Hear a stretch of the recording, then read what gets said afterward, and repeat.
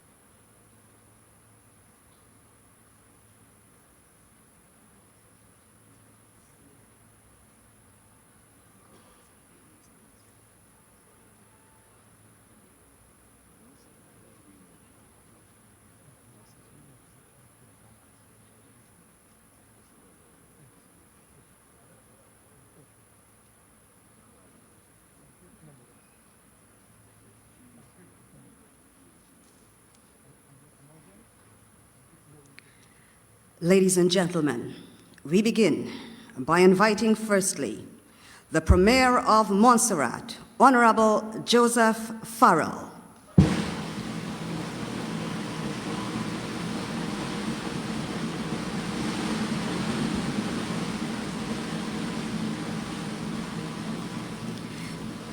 Next, the Deputy Prime Minister of Bahamas.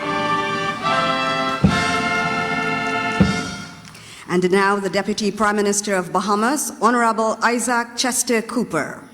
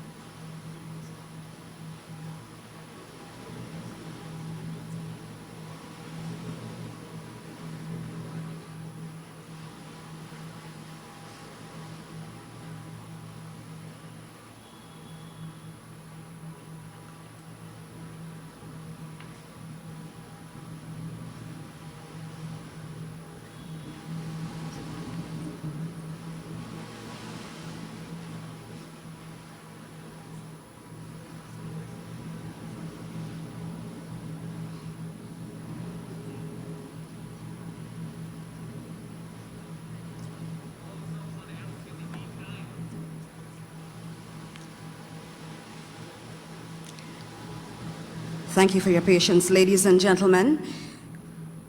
We are about to welcome into the auditorium the Deputy Prime Minister of Barbados, who will then be followed by the Prime Minister of Trinidad and Tobago.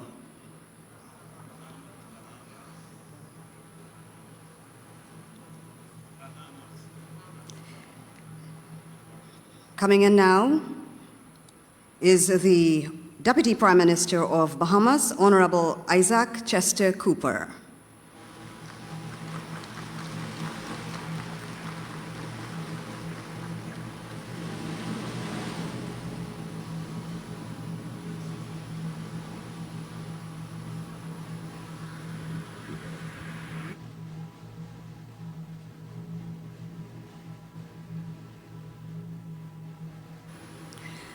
Thank you so much for your patience, ladies and gentlemen. At this time, I'll just invite you to take your seats as we continue with the procession of the heads of government in a moment.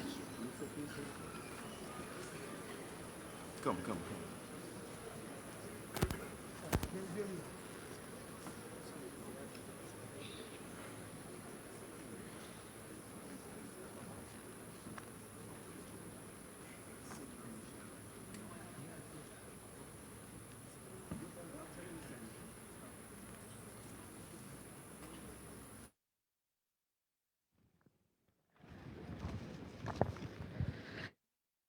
Our live broadcast here on NCN. Thank you for staying with us on the network. For those listening on the Voice of Guyana or joining via our social media pages, we're also streaming live in the diaspora via our colleague sister stations across CARICOM heads of states. In addition to the heads of government, we have at the National Cultural Center in Guyana today, which are the Prime Minister of Antigua and Barbuda, the Honorable Gaston Brown, Prime Minister of Barbados, Honorable Mia Motley, the Prime Minister of Belize, also Chairman of CARICOM, the Honorable John Antonio Briceño, Prime Minister of Dominica, the Honorable Roosevelt Skerritt, Prime Minister of Trinidad and Tobago, Honorable Dr. Keith Rowley, and Deputy Prime Minister of the Bahamas, the Honorable Isaac Chester Cooper, as well as the Premier of Montserrat, the Honorable Joseph Farrell. We also have agriculture ministers representing Bahamas, St. Vincent and the Grenadines, Belize, Trinidad and Tobago, Jamaica, Dominica, and Barbados. Other ministers from Suriname, the Minister of Labor; from Trinidad, the Minister of Foreign and CARICOM Affairs; from Barbados, the Foreign Affairs Minister; from Antigua and Barbuda, Foreign Affairs and Trade Minister. A number of key stakeholders and regional agencies are participating.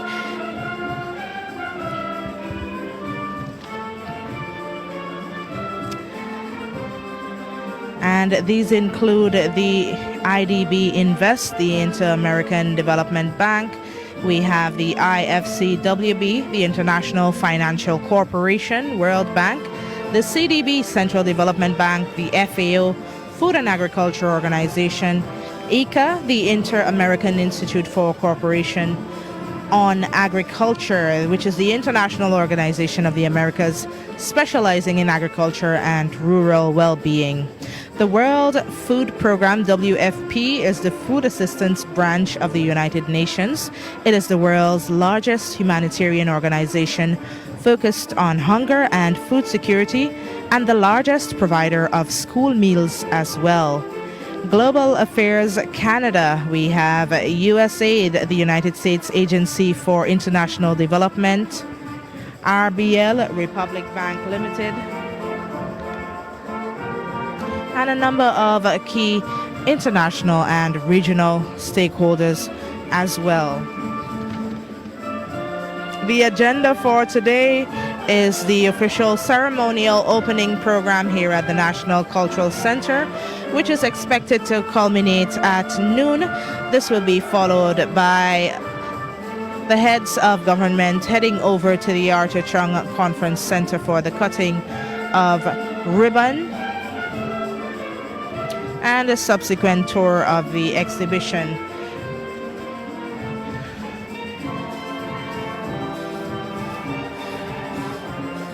Later in the afternoon, we're expecting a development partners roundtable, which will be moderated by the CARICOM Assistant Secretary General for Trade and Economic Integration, Mr. Joseph Cox. The expected participants and donors are IDB Invest, IFCWB, the CDB, the FAO, ECA, WFP, Global Affairs Canada, USAID, UK, and Republic Bank Limited, which we mentioned earlier. A musical interlude as we await the other arrivals here at the National Cultural Center. Continuing on some of the proceedings and expectations coming out of the Argi Investment Forum and Expo, a welcome reception is expected to be hosted by His Excellency Dr. Mohammed Irfan Ali. I invite you once again, ladies and gentlemen, to please stand as we now welcome the Deputy Prime Minister of Bahamas, Honorable Isaac Chesterton Cooper.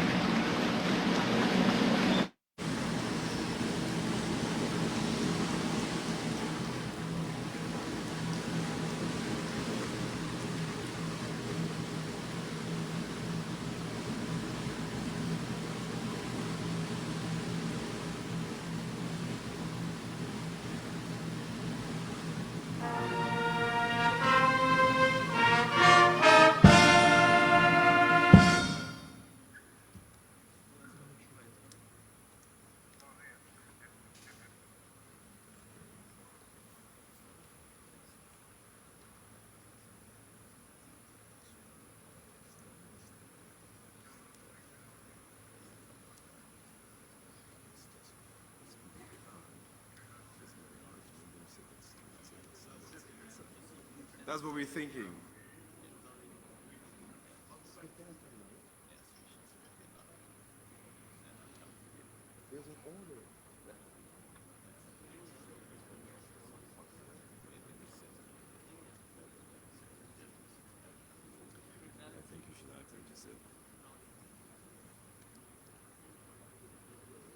On we go with the procession of the heads of government. Please welcome Dr. the Honorable Keith Rowley, Prime Minister of Trinidad and Tobago.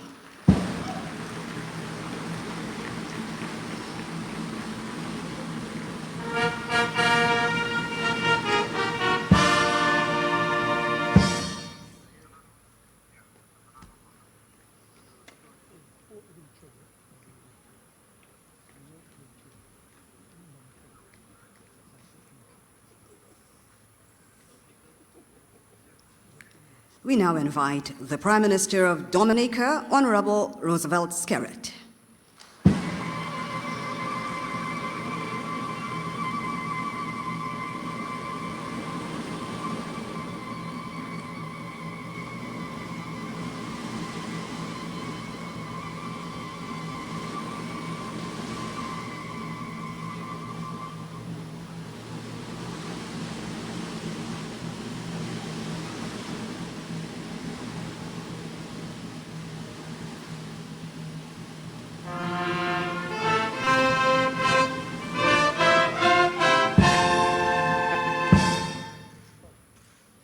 Ladies and gentlemen, the Prime Minister of Barbados, Honorable Mia Amor Motley.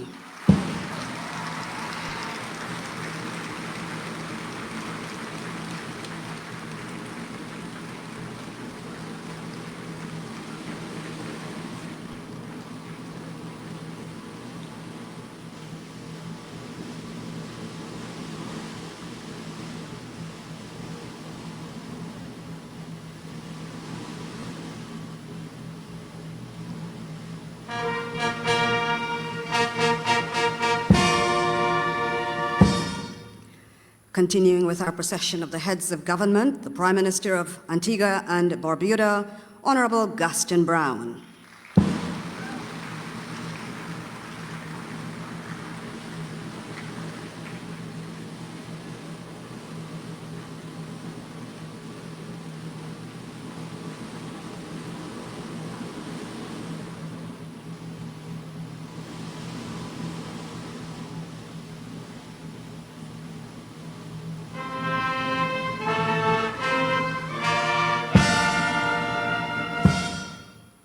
Ladies and gentlemen, the Secretary General of the Caribbean Community, CARICOM, Her Excellency Dr. Carla Barnett.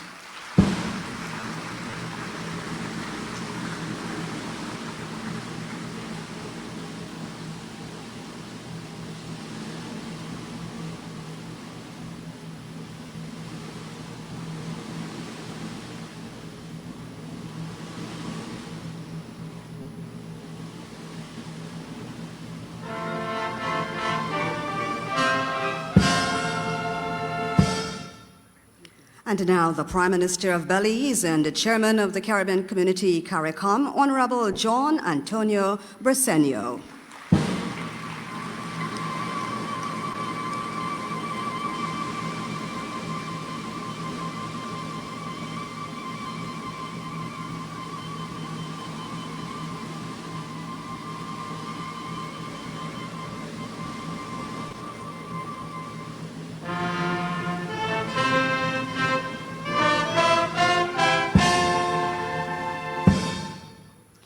And now, His Excellency, the President of the Cooperative Republic of Guyana, Dr. Mohamed Irfan Ali.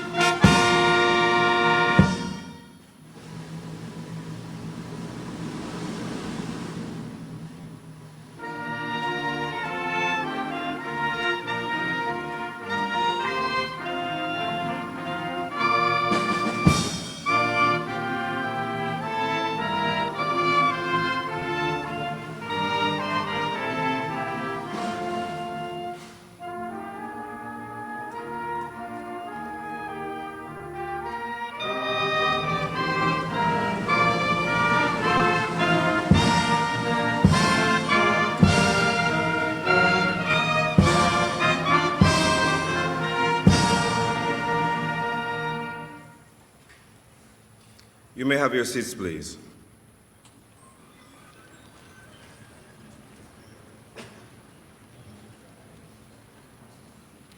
His Excellency Dr. Mohamed Irfan Ali, President of the Cooperative Republic of Guyana, and Mrs. Argi Ali, First Lady, Honorable Brigadier Retired Mark Phillips, Prime Minister of the Cooperative Republic of Guyana, Honorable Justice Yonette Cummings Edwards, Chancellor of the Judiciary, Honorable Mansour Nadir, Speaker of the National Assembly, Honorable John Antonio Briceño, Prime Minister of Belize and Chairman of the Caribbean Community, Honorable Gaston Brown, Prime Minister of Antigua and Barbuda, Honorable Mia Amor Motley QC, Prime Minister of Barbados, Honorable Roosevelt Skerritt, Prime Minister of Dominica, Dr. the Honorable Keith Rowley, Prime Minister of Trinidad and Tobago,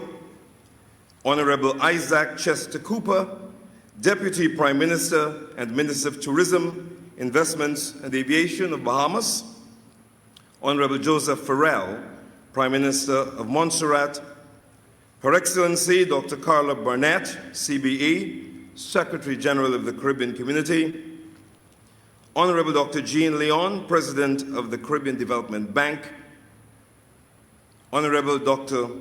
Barrett Jagdeo, Vice President of Guyana, Honorable Zulfikar Mustafa, Chairman of the Special Ministerial Task Force on Food Production and Food Security of CARICOM, and Minister of Agriculture of Guyana, and other members of the Cabinet of Guyana, Honorable Ministers of Government of Member States of the Caribbean Community, members of the Diplomatic Corps, heads of regional and international organizations, including the FAO and ICA, students of the Guyana School of Agriculture and secondary schools in Guyana, members of the media, invitees all. A very good morning to you and welcome to the opening ceremony of the Agri-Investment Forum and Expo 2022. Having established the protocols I just did, I urge all speakers to reference them in the interest of time, given our distinguished but long list of speakers this morning. I do this knowing very well that many speakers will feel compelled to just follow their script or to embrace a more Caribbean-type protocol, which includes a hail up or a shout out.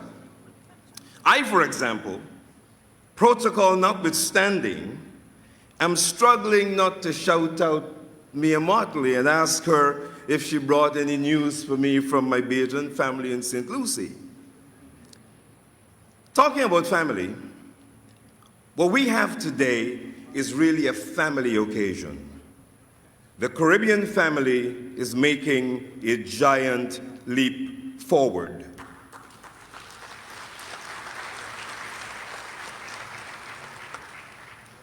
The Judeo-Christian scriptures in Ecclesiastes states that there's a time for everything. For the Caribbean family, this is time for we catch we self.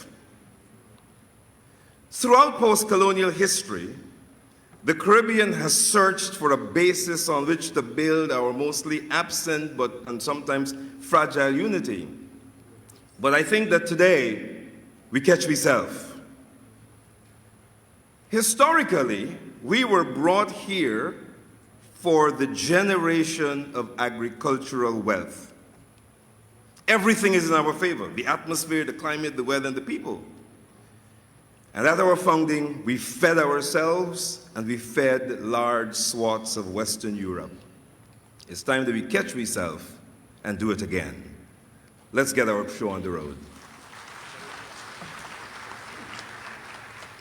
I would now like to invite Her Excellency Dr. Carla Barnett, CBE, the Secretary General of the Caribbean Community, to make welcoming remarks.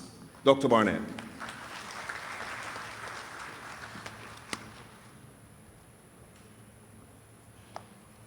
Can I get this? I'm a little bit short, sir. Good morning, everyone.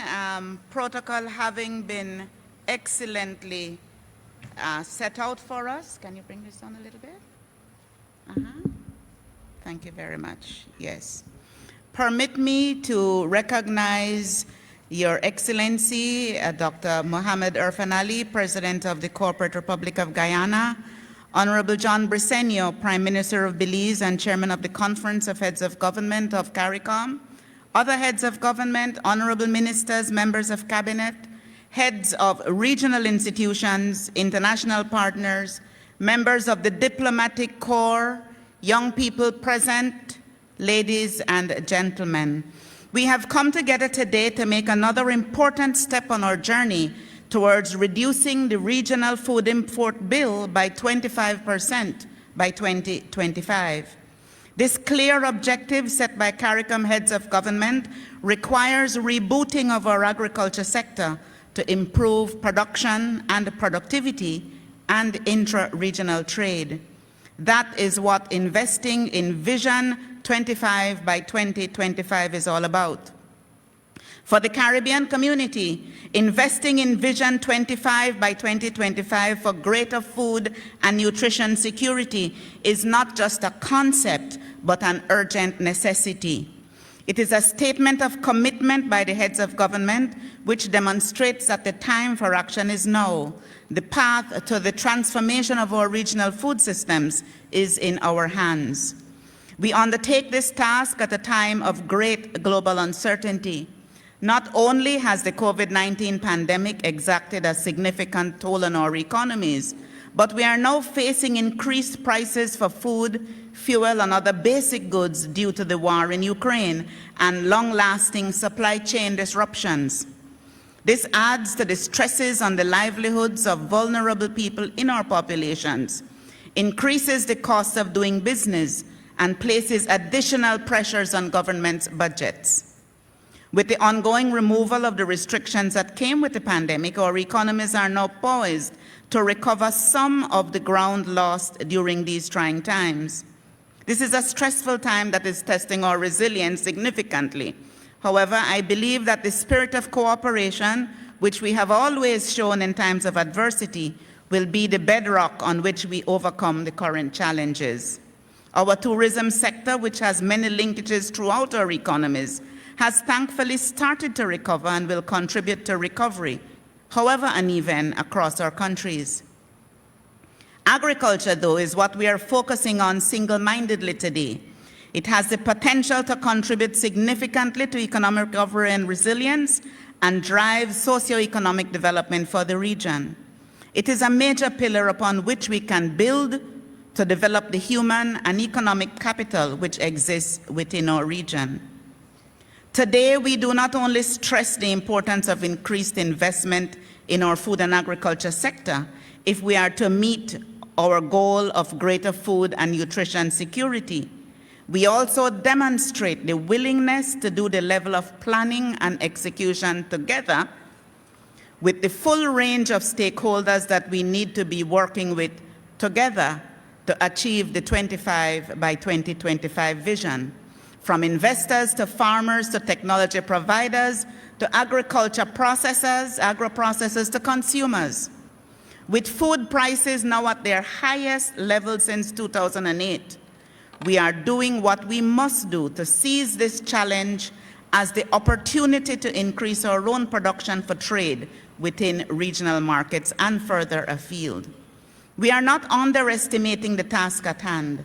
Success will require increased support from our governments to alleviate the technological, logistical, and financing constraints faced by our producers. All this will require hard decisions to be made on the allocation of funding to agriculture and rural development, agricultural research, national transportation, those allied sectors and services that play important roles in bringing technological solutions to farming communities and bring production to market. Private investment is crucial for sustained growth of production and productivity in agriculture, as in any sector. This is why it is very heartening to see that so many investors have responded to the call to actively participate in this important event. There will be a lot of follow-up work to be done to ensure that there are concrete results flowing from this engagement, and we are here to do everything possible to assist. As we move to achieve Vision 25 by 2025, we must take deliberate steps to ensure that we recognize the role that women and youth already play as farmers, but we must fully also integrate our women and youth into our mainstream planning for agriculture development. I am therefore happy to note that there will be special sessions dedicated to addressing the concerns and aspirations of these two important groups of stakeholders. This forum and Expo seeks to provide opportunities for investment, new project development, and technological advancement for the CARICOM agri-food system. The results and outcomes of this event must serve as a medium to enhance the production efficiency, livelihoods, and competitiveness of our hardworking farmers, agro-processors, and marketers who stand to benefit from the various technological, logistical, and financial solutions that are on offer. I take this opportunity to offer a special thank you to His Excellency Mohammed Irfan Ali, President of the Cooperative Republic of Guyana, for his dynamic leadership as lead head of government for agriculture in the CARICOM quasi-cabinet, and for having had the foresight not only to conceive of this investment forum and expo, but for having put dedicated resources and so much of his own energy into moving the entire program of regional agricultural revitalization forward.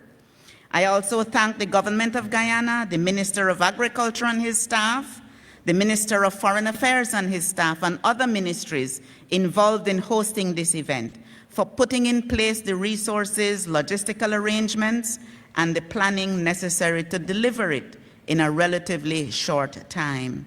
It is my wish that the deliberations and interactions over the next few days will be highly productive, and that we would have moved the process of agricultural revitalization forward in a very meaningful way.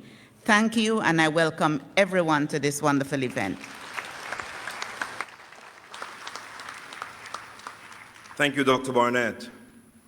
Whenever I have the privilege of introducing our relatively young president, I could never resist the urge to say that Dr. Mohammed Irfan Ali has the best opportunity in the history of Guyana to truly transform Guyana and now to influence change in the region as a whole.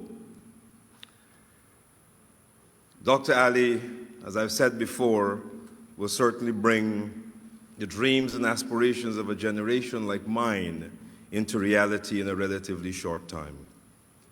Thank you. Most gracious. Ladies and gentlemen, Dr. Mohammed Irfan Ali. Thank you very much. Please, please. Thank you very much. Please, please, my distinguished brothers and sisters, I won't say on stage, my distinguished brothers and sisters at the front line, because at the end of the day, it stops at the front line. Whether it's good or bad, whether it's challenging or an opportunity, it stops at the front line. And sometimes people see it as a stage gathering or the head table, as you will call it. But for us, it is the front line. And we are very humbled, I am very humbled by this opportunity to join with my dear brothers and sisters in not only launching and participating in this Agri-Investment Forum, but in sending a strong, singular message. That is, together we are ready to move forward in every aspect of the food production system in this region. From production to trade relations, to issues of markets, of barriers, every single issue, transport and logistics, every single issue is on the table, because we recognize if we cannot address these issues in a collective, multifaceted manner, then we will not be able to bring the long-term solutions that are so critically required. And that is why the private sector is the center of what we are doing. And the private sector here includes the farmers. But why are we here? By 2030, global use of cereal, wheat, corn, and soya is projected to increase to 3 million tons. Developing countries will account for almost 90% of this projected increase. 3/4 of the increase is attributed to feed consumption, with expanding livestock and poultry sectors. We are already seeing the pressure on the poultry sector and livestock because of feed input costs, and this is not expected to get better. Maize prices increased by 20% in the first quarter of 2022, exceeding its July 2012 record prices. Wheat prices are forecasted to increase by more than 40% by 2022, while consumption is expected to increase by 12%. The challenge for developing countries and us in CARICOM is not only the rise in prices, but the supply. As the vaccination war taught us, our position in the line is definitely not in front. Global production of mutton is expected to grow by 15%, whilst consumption is expected to grow to 18 million tons by 2030. Production will just be keeping a pace with consumption. The same can be said for dairy. The production growth by 2030 is projected at 1.7% per annum, while per capita consumption of dairy products is projected to increase by 1.2% per annum. As I speak to you this morning, there is a global shortage of baby formula all across territories. A global shortage of baby formula. Fertilizer has seen a 100% increase as of March 2022, while CARICOM has reported a 17.1% increase in transport expenses due to higher bunker prices and charter rates. Global fish production reached 179 million tons in 2018. Close to 50% of this production came from aquaculture. 50% of this came from aquaculture. The state of marine fisheries stock continues to decline, with a portion of fish stock being within biological sustainable levels, decreasing from 90% in 1974 to 65.8% in 2017. From 90% to 65.8%. The Caribbean region is located in the FAO fisheries area, termed the Western Central Atlantic. Only 61.4% of the assessed stock was fished within biologically sustainable levels in 2017. Catches peaked at 2.5 million metric tons in 1984 and declined to 1.2 million metric tons in 2014. This represents a 70% decline. If this trend continues by 2030, less than 50% of marine stocks in the Caribbean will be fished sustainably. Management measures can arrest this, but climate change may accelerate this further downwards. It can therefore be easily assumed that marine stocks will continue to decline in the region, and any increase in the fisheries supply will come from either imports or aquaculture production and expansion. The choice is ours. The decision is therefore very simple. If we are to secure our production, we must take action and expand our aquaculture industry, as extra-regional supplies will become more costly given the anticipated global decline. Extra-regional supplies from aquaculture will be even more costly given the sharp rise in input costs such as feed. In 2020, we imported close to 100,000 metric tons of fish and fish products, amounting close to $340 million United States dollars. In Guyana and the rest of the region, the proposed path must be to improve management of the fisheries sector, to invest in aquaculture to supply farm freshwater and saltwater species, to replace declining catches, to invest in aquaculture to produce fishery products, to replace declining supply, to invest in agriculture to produce the components for aquaculture feed supply, to enable the feeding and production of farm fish and shrimp, to convert the waste and byproduct of capture fisheries to produce fish and meal for aquaculture feed, and to facilitate the supply of cheap power to enable the processing of soybean into soy meal. To facilitate strategic business development partnership between private sector, fish farmers, financial institutions, governments, and markets. In Guyana, we have undertaken several initiatives to achieve the 25 by 2025 target. Our current production and where we want to be. Poultry, we are currently producing 50,000 metric tons.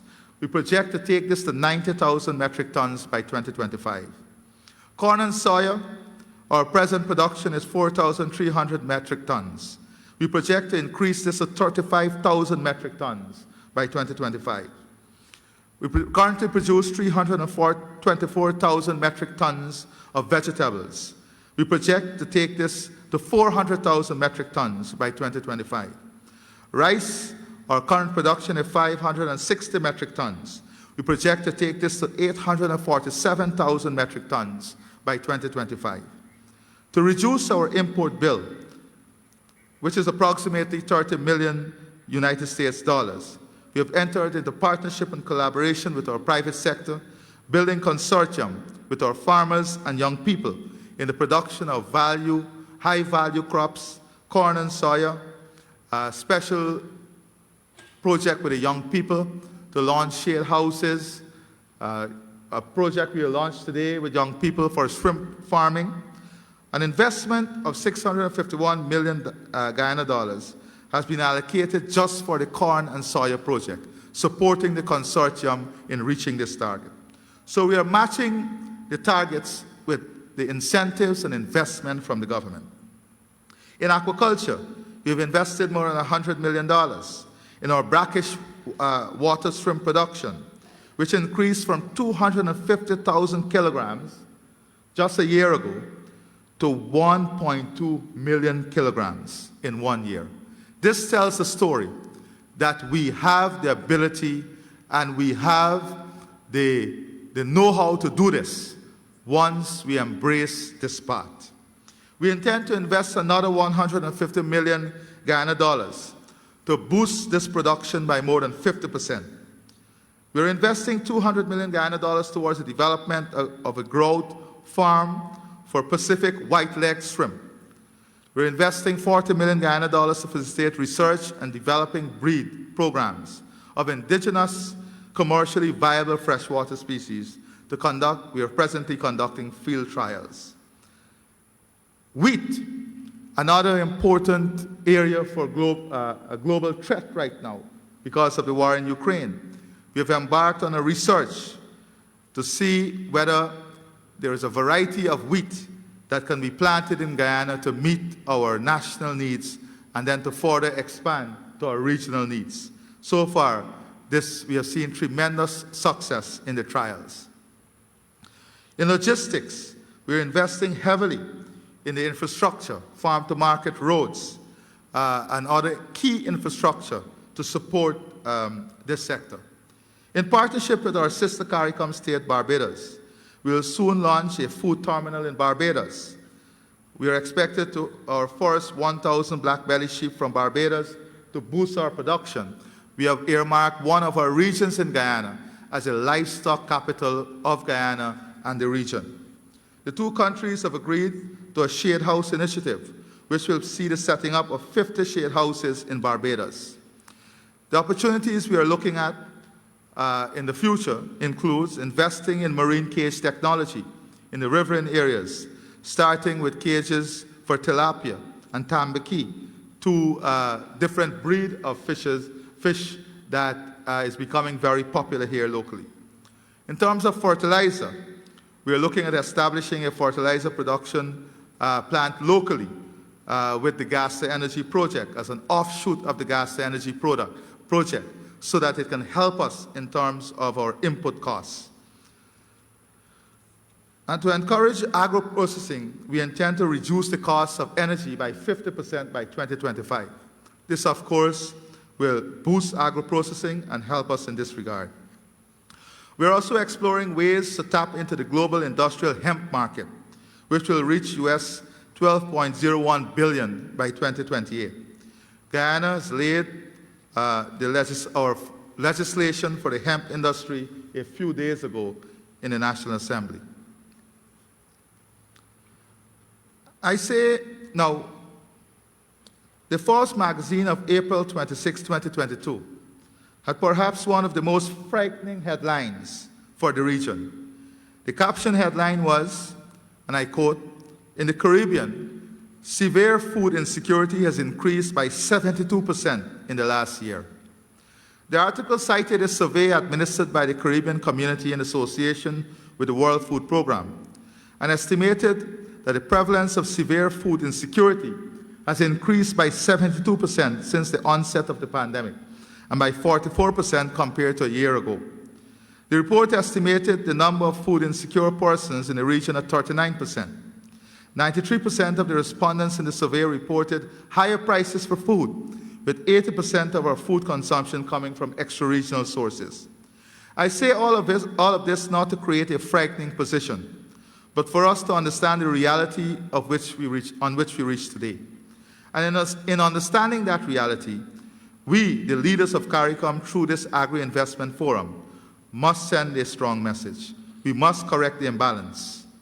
We are and we must be prepared to achieve the target of 25 by 2025.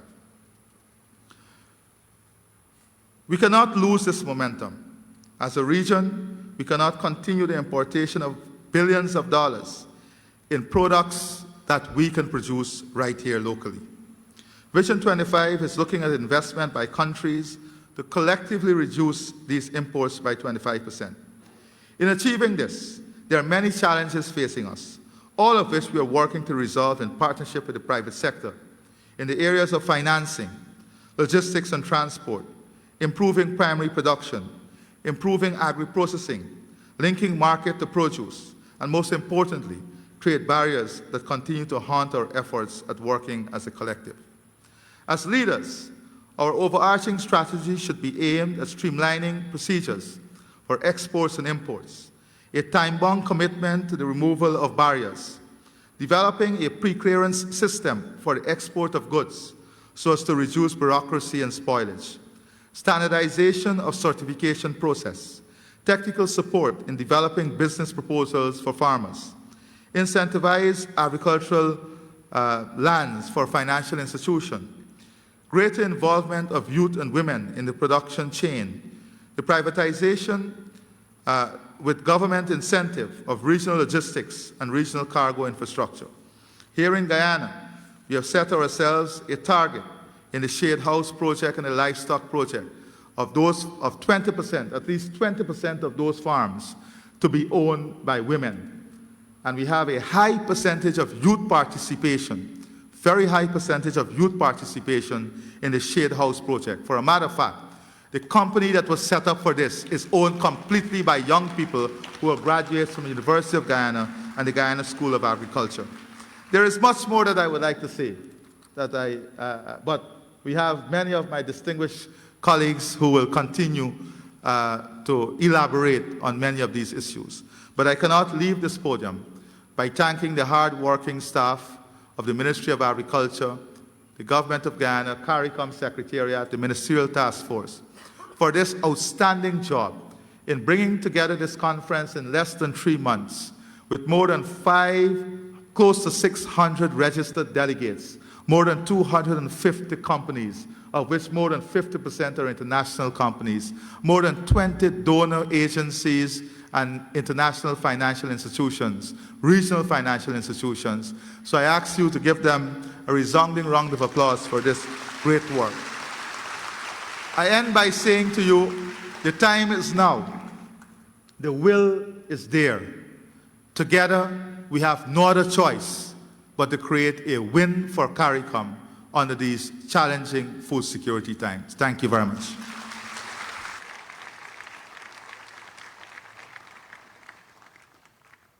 Thank you very much, President Ali.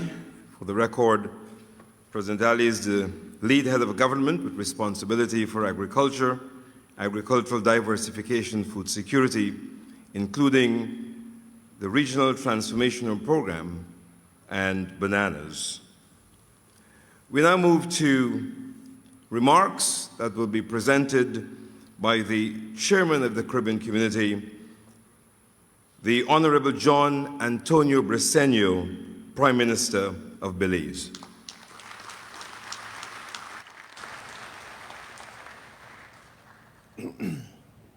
Thank you very much, Your Excellencies, colleague heads of government, ministers of government, other distinguished guests, ladies and gentlemen. It's good to be here in Guyana with President Ali and the wonderful Guyanese people who have opened up their city and hearts to all of us who have journeyed here for this very important event. The last time I was here, the president was your Vice President Jack Deo, a much better looking young man at that time. But good to see you again, Vice President. So it's been a long time, and you know how things have changed since that time. I think it was around 2005, 2006. And thank you, my dear friend, President Ali, for the excellent hospitality you have provided for all of us. I am pleased to be here with all of you for this very important event. For sure, this is an opportune time for us to be discussing agriculture and, to a greater extent, food security. Why? Because the Caribbean community continues to be affected by a number of global events, which can and indeed have a negative effect on our region's ability to ensure food security for our people. Some of these immediate effects include the COVID-19 pandemic, challenges resulting from the disruptions in the global supply chain, the high and increasing cost of agro inputs, most recent, the invasion of the Ukraine by Russia, and yes, climate change. Each of these alone would have been enough to seriously disrupt our fragile economies, let alone all of them taken together. But we need not despair. Instead, we must appreciate the fact that we have our dedicated CARICOM farmers and agro-processors who are knowledgeable enough and skilled enough to take advantage of the many opportunities that currently exist in our region to attain food security and enhanced economic activity. Your Excellencies, ladies and gentlemen, this is the first time that CARICOM is organizing an agribusiness investment forum and expo, and across the region, we welcome this initiative.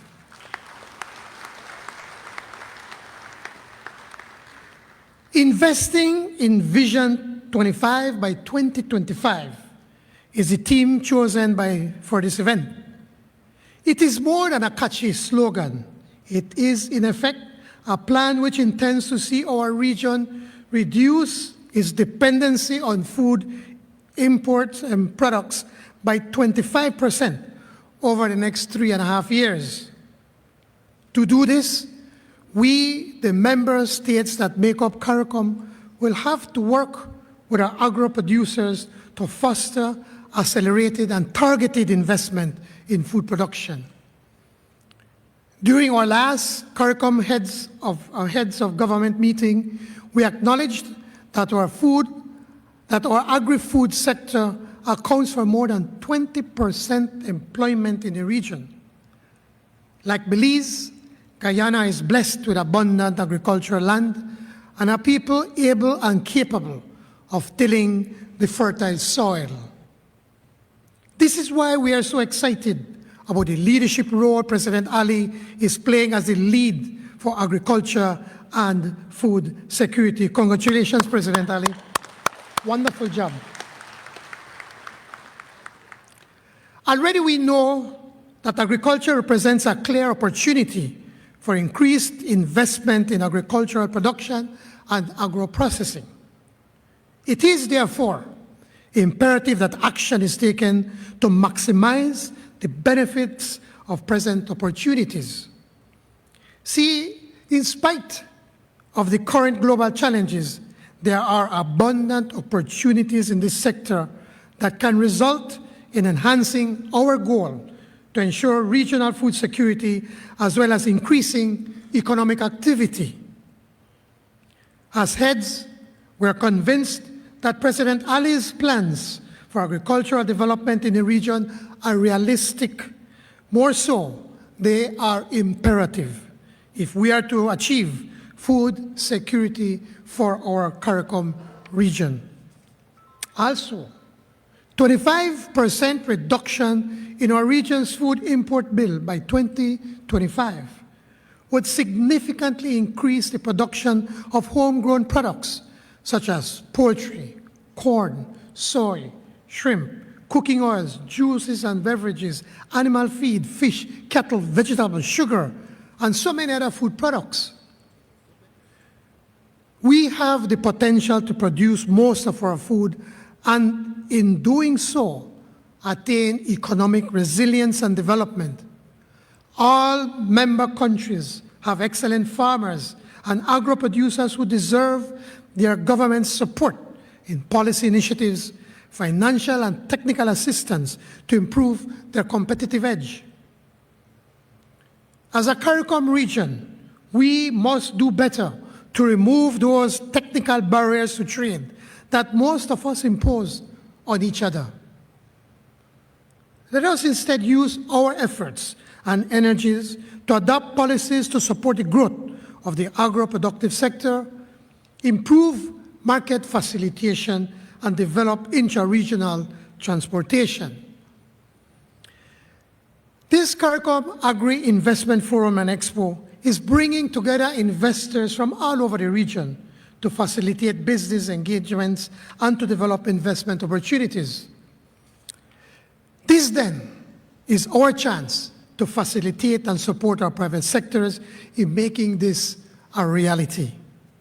In Belize, we have pledged a robust return to our agro-productive sector. Indeed, it was our commitment to agriculture that caused the Belizean economy to grow by 12% last year during the height of the pandemic when our tourism industry lost millions. Today, we in Belize are fully committed to our agricultural goal, which we term from farm to table with love. It means we grow what we eat and we eat what we grow.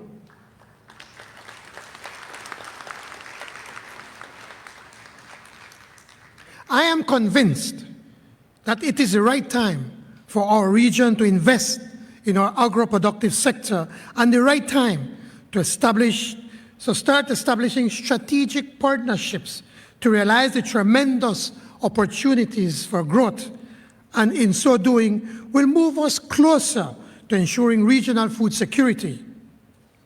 I assure that such an investment would bear good fruit and set our region on the right path to achieving meaningful human development for all our people.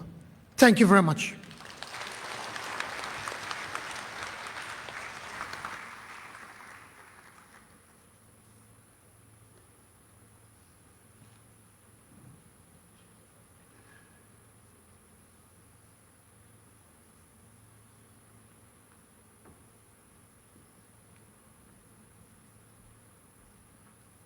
Thank you very much, Prime Minister Briceño, Prime Minister of Belize, and Chairman of the Caribbean Community.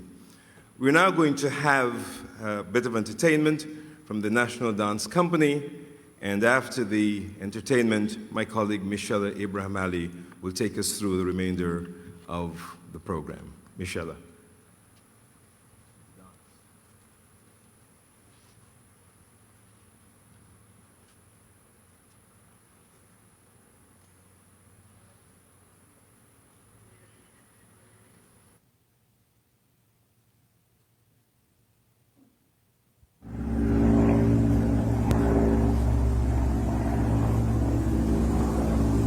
Bire mazak wuro nogong moro wia komanodo tiji ningai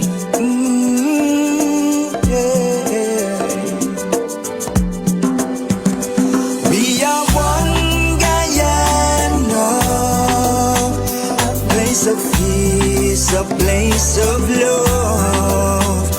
We are one Guyana, it's paradise, it's our world.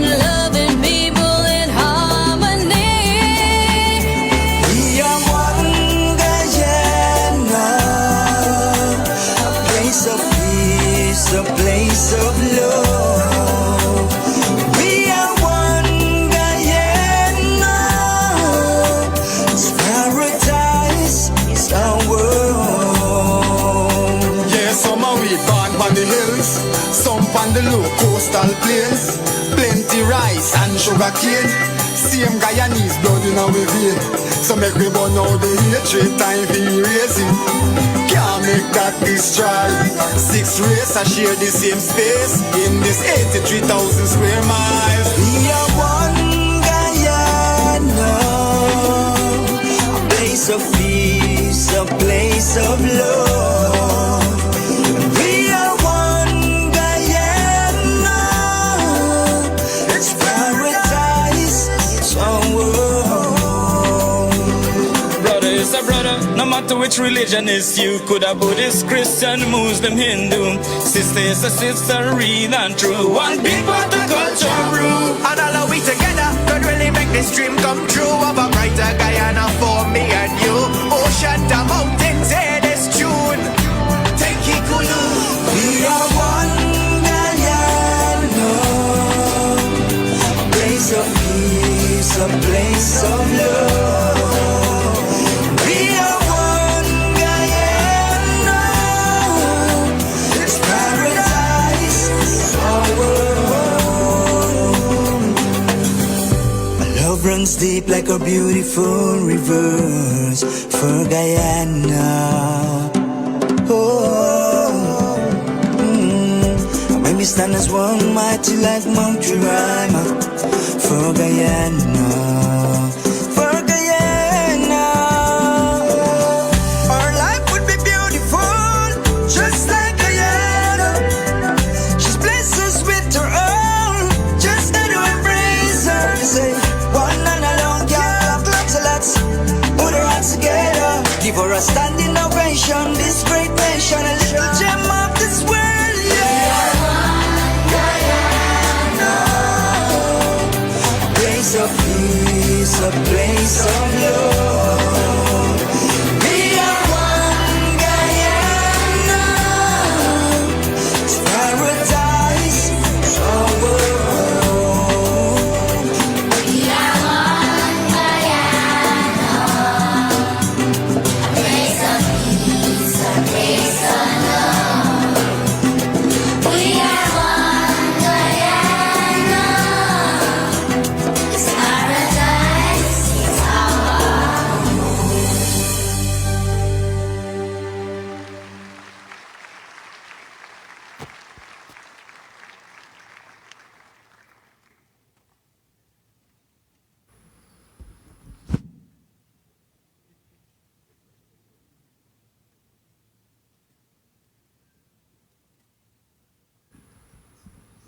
Indeed, we are one Guyana as we prepare to celebrate our 56th independence anniversary next week.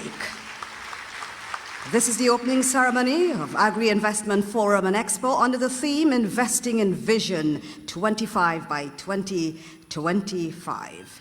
Ladies and gentlemen, Antigua and Barbuda is home to thousands of Guyanese, and they have contributed to that twin island nation in many ways, including culinary choices. This means that over the decades, the farmers and vendors, they've been supplying like Bora and Karaigla and Callaloo. And so Antigua and Barbuda has been a major destination for Guyana's agricultural produce by air. To give remarks at the opening ceremony, it's now my pleasure to invite Prime Minister of Antigua and Barbuda, Honorable Gaston Brown.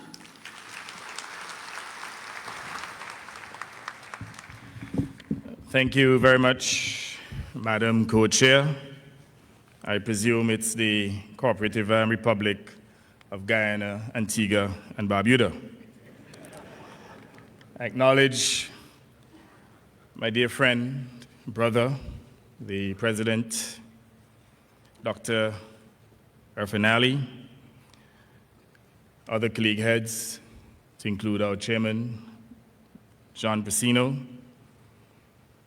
of course, the ministers present here today, Secretary General, other officials as established by the opening protocols, distinguished ladies and gentlemen. I welcome this important and timely initiative by President Irfan Ali to focus attention on agriculture in the region, particularly in the context of food security and nutrition. The urgent achievement of food security is an imperative to avoid future catastrophic consequences. Colleagues, ladies and gentlemen, if CARICOM is to succeed with attaining regional food security and achieve a high standard of agri-food production, the infrastructure must be supported by an inclusive development policy to include continuous direct investment and a modernized legal framework which accounts for the required standards and quality of our products. Equally important to the sector's sustainability is the implementation of innovative actions and the adoption of modern agricultural techniques, including the use of information communication technologies, ICTs, to effectively manage the sector in achieving sustained production of good quality products. The consequential effects of COVID and the war on Ukraine have demonstrated in stark terms the interconnectivity of our globalized world. None of our countries has escaped the impact of increased petroleum prices, the shortage of fertilizer, and the higher prices for food products occasioned by constraints on supply. I draw attention to the worrying observation by the World Bank that the price of fertilizers has increased by as much as 178% between March 2021 and March 2022. The price of urea, one of the most important and widely used fertilizers, has now reached an all-time high. Shortages of food products around the world have resulted in the highest rate of inflation for over 4 decades. Colleagues, the high prices are affecting the poor and the most vulnerable in our societies, and we must act urgently to protect them. In short, the world is facing a crisis in food production and supply that has exponentially increased the cost of food to every nation, including ours in the Caribbean community, with implications for political stability and national security. This situation exposes our vulnerabilities more profoundly, especially the food insecurity of our region. The rapid escalation in the price for fertilizer should be a strong signal to us as a region of the importance of our countries acting together to invest in machinery to produce fertilizer. And I would have listened carefully to the distinguished president of Guyana about establishing your own facility to produce fertilizer, but I believe that this is an area for regional collaboration. The present situation may be an opportunity for Guyana and Trinidad and Tobago to explore the possibility of utilizing their gas capacity to strengthen and expand Trinidad's existing facility so as to produce fertilizer to satisfy the region's needs and to end our vulnerability to external vagaries. I hope this idea might be pursued, including by the two governments, while inviting all CARICOM governments to invest in the enterprise as owners, making it a truly regional undertaking. Our region ought not to continue to be susceptible to external factors for fertilizer if we have the capacity to cure it, and we certainly do. CARICOM must quickly enhance agricultural production capacities to levels that can insulate the region from external shocks and to ensure food sovereignty, food security, and adequate nutrition. Mr. Chairman, each of our countries come from different conditions to the point of recognizing the crucial importance of producing and supplying food within our region. If we could achieve a high level of food production and supply within the region, we would not only significantly decrease the dependence of many of our countries on food importation from outside the region, but we could also reduce costs. But achieving food sufficiency on the basis of individual country production will not be possible for all countries. That is the reality. For example, my own country, Antigua and Barbuda, is subject to long periods of droughts, such as the period we are now enduring. This arid condition is not conducive to sustained and competitive agricultural production in traditional ways. To maintain and increase water supply for domestic consumption and commercial operations, including agricultural production, we are compelled to invest in very expensive reverse osmosis plants. This makes water very costly, escalating the cost of agricultural production and rendering the price of our products uncompetitive and, in any event, insufficient for our needs. Nonetheless, we recognize the importance of developing and maintaining some level of agricultural production to reduce our import dependency, reduce foreign exchange leakage, and to produce more nutritious foods in tackling the escalating NCD crisis. To do so, we have been investing in water production and in new technologies such as hydroponics, as well as in training and retraining our farming community in new modern farming techniques. We also have to find a means of providing lines of credit, crop insurance, and commitments to purchase and distribute the produce of small farmers. And I know too that President Ali would have done some work in this area, and that at least there's one regional institution so far that would have pledged about $100 million in funding. And again, I want to take this opportunity to commend President Ali for his leadership. We thank you.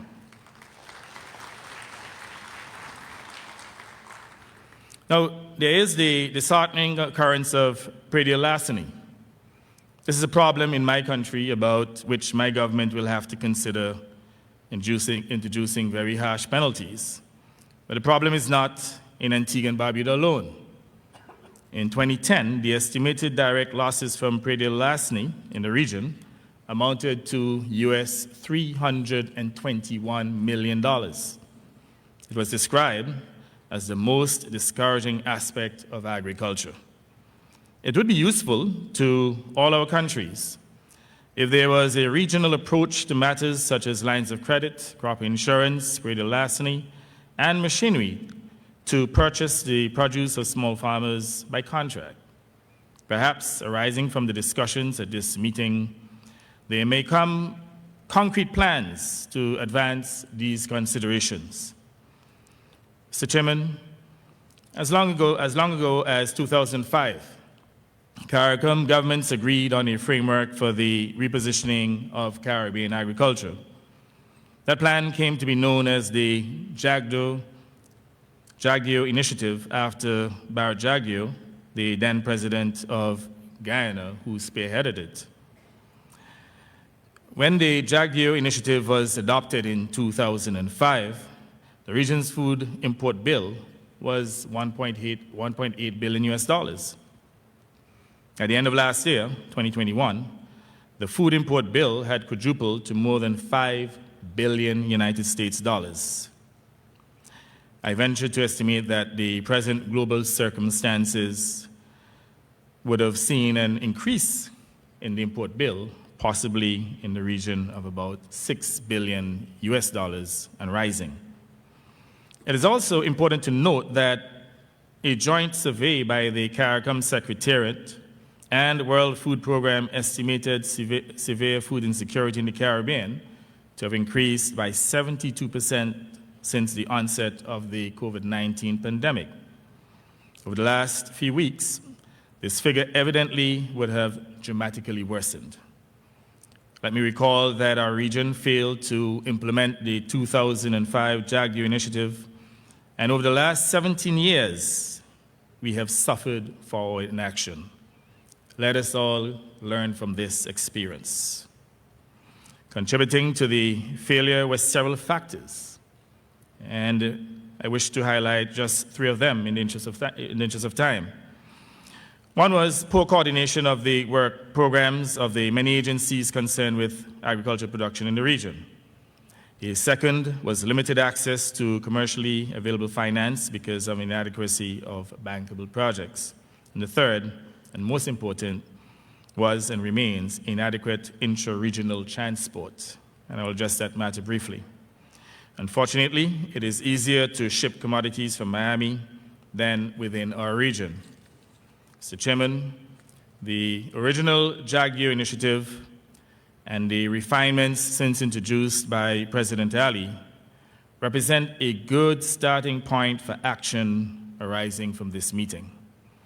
We need to move from rhetoric to firm decisions for the advancement of the region's agricultural sector in achieving food sovereignty and food security. We must also resolve to act urgently in our own interests, including by honoring the terms of the CARICOM Treaty and not permitting breaches of it by, let's say, countries that from time to time impose these illegal non-tariff barriers on goods, particularly products from other member states. And based on the claps, I know you know exactly which countries I'm speaking about. My dear friends, I end my remarks with the last observation. A regional approach is necessary to increase food production in all of our territories, but it is not sufficient to produce more food if we fail to establish the means to transport and distribute it. Let us not fool ourselves. If we do not have adequate transportation, then all of our efforts will be in vain. In this regard, reliable regional transportation by air and by sea is imperative and urgently requires attention. There's a tendency in this region in which we have some free riders. Everyone wants transportation, but no one wants to pay for it. We have to implement a program of shared benefit and shared burden. So I implore our colleagues to address this very important issue of transportation urgently. Mr. Chairman, all these circumstances come in as many of our economies are still struggling to emerge from the impact of the COVID-19 pandemic amid extremely high oil prices pose a very serious challenge to our region. Therefore, there is every reason why together our countries must view food insecurity as a grave threat to our well-being and declare war on it. Colleagues, it is a truism that no nation, no integrated region or integration region can be great if it cannot feed itself. I therefore implore us to act now to address our food insecurity and to make our region great. I thank you. Much love and blessings.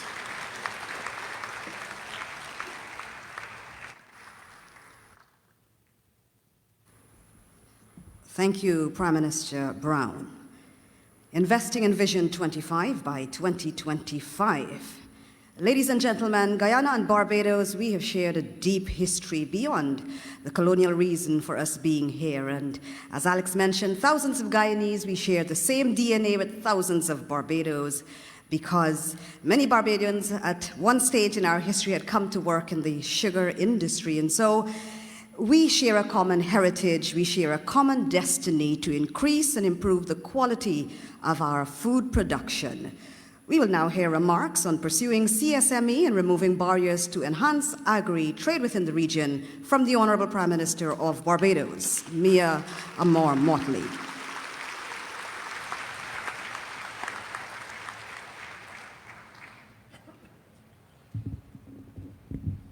Thank you very much, Madam Chair. Your Excellency, my brother, the President of Guyana, distinguished heads of government, distinguished members of Cabinet of Guyana and the wider Caribbean, leaders of business and international organizations, above all else, the students and young people of Guyana, because we're doing this for you. Good morning, all. We are here together at a most critical time in our history.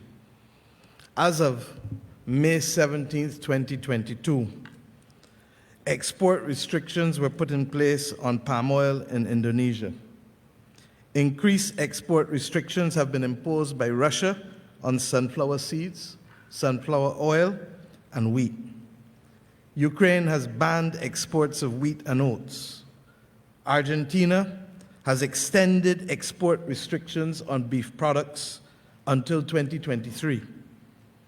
India and Kazakhstan, most recently, have restricted exports of wheat.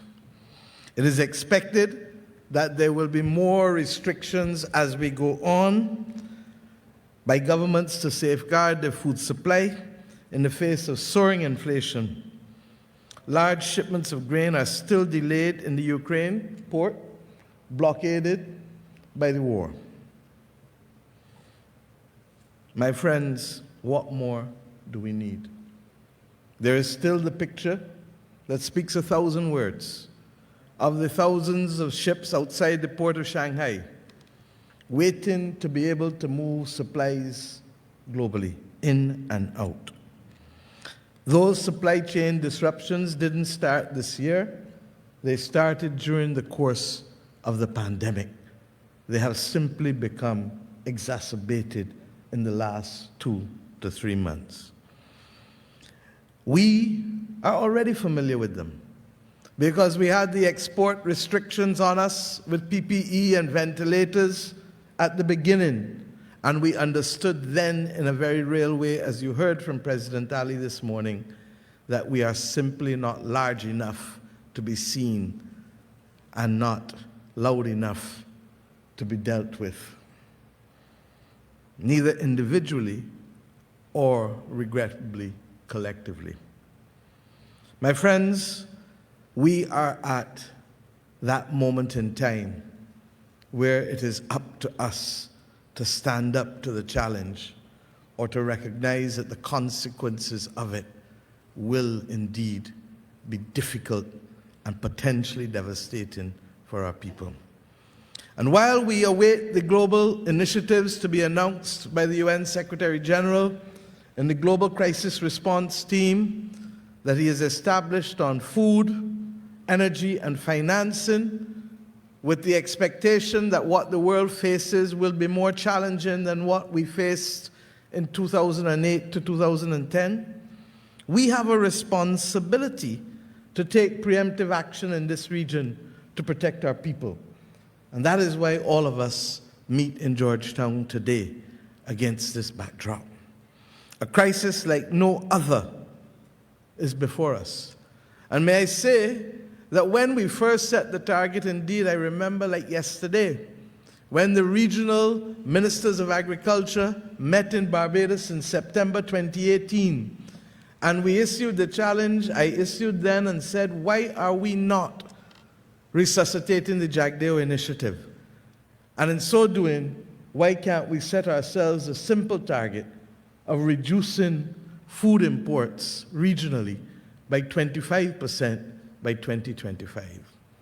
Little did we know how apt that challenge would be for this moment in time. Little did we realize that rather than just being 25, President Ali, it might well have to be 50 by 2025, given what we have just said. This crisis, as I said, deepens like no other. And we don't have the luxury to ignore it. When the heads of government met to establish the single market and single economy in 1989 in Grenada, we had very clear ambitions. And we have now to ensure that this is not a long-awaited dream of men and women meeting in Grenada, but that this can become the reality of our people. And therefore, this morning, very briefly, I want to speak to food security in the context of the CSME. Because, as you heard from my brother, Prime Minister of Antigua, without us addressing certain aspects of it, it would become a futile effort. The entire Caribbean region also has to be viewed not just as the population of CARICOM of 15 million or so, or 18 million, sorry, with 18 million, but with the visitors that we receive on an annual basis, whose responsibility it is ours to feed. And when we look at that, we are then looking at a base of over 32 million people.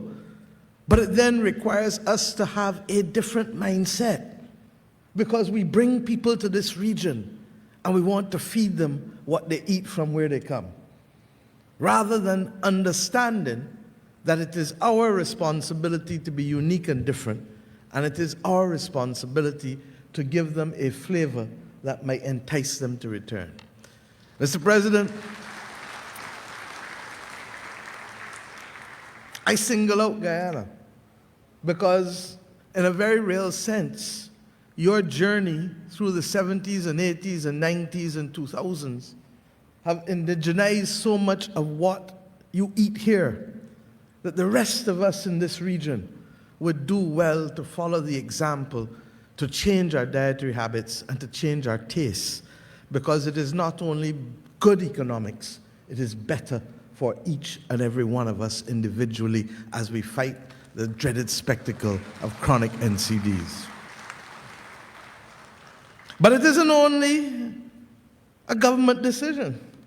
We need to bring on our distributors and retail trade.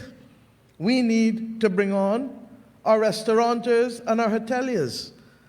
The notion that you come to the Caribbean and you drink juice out of a tin made in some other part of the world is as offensive as it can possibly be to an independent Caribbean than I could think of.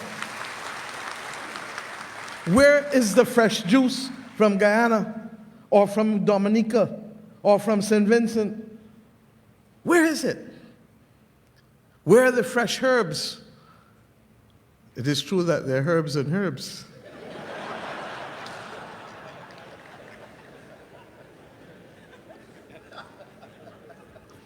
We may well have done better with one than the other, even if not intentionally. My friends, there has to be a change in mindset. And I'm not sure, President Ali or Vice President Jagdeo, whether it was in this building that the CARICOM heads of government met in 1986. Perhaps I should ask Sir Ronald. I'm not sure if it was in this building. But if it was not in this building, it is certainly in this town. When Errol Barrow stood here and reminded us that irrespective of whatever governments do, we as Caribbean people, as you heard just now in the introduction of Antigua, in the introduction of Barbados, are family. And that those family bonds are pursued on a daily basis without reference to the rest of the bureaucratic obstacles or governmental intransigence and lethargy. We have a responsibility now to change mindsets and to change policies. Our SPS regime, sanitary and phytosanitary regime, must be modernized to ensure that safe foods can enter, circulate, and exit the single economic space efficiently. And I will deal with it from our perspective because I'm not pointing fingers at anyone. In Barbados, we have a responsibility also to be more agile with respect to those things that we do to allow goods into our own territory from the region, as we will expect every other territory in the Caribbean community so to do.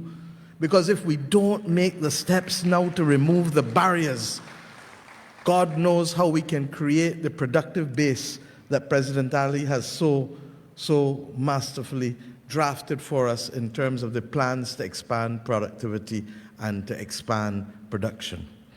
Similarly, we have to ensure that our ports of entry, as you heard from Prime Minister Brown, are priority areas of investment to facilitate the movement of cargo and people.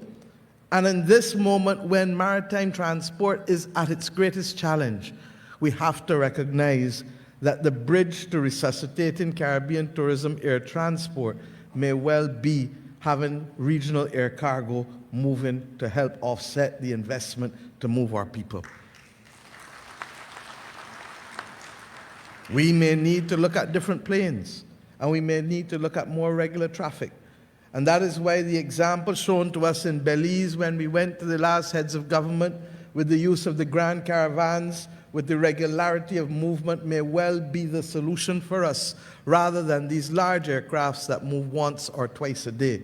Our people need regular, affordable access to air transport, and not just simply on a periodic basis. In addition, my friends, we also have to ensure that the population and the reality of our population is taken into account. Our population in this region is aging. We have the profile of a developed country, all of us.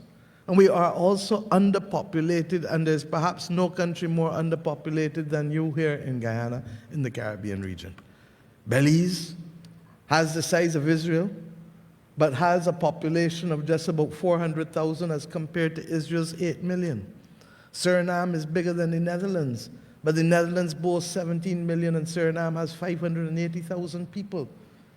We have, as a region, to establish a regional population commission to determine whether our anemic economic growth has not been as a result of a lack of population as much as other barriers that we continue to address on a continual basis. But that aging population is best found and represented where?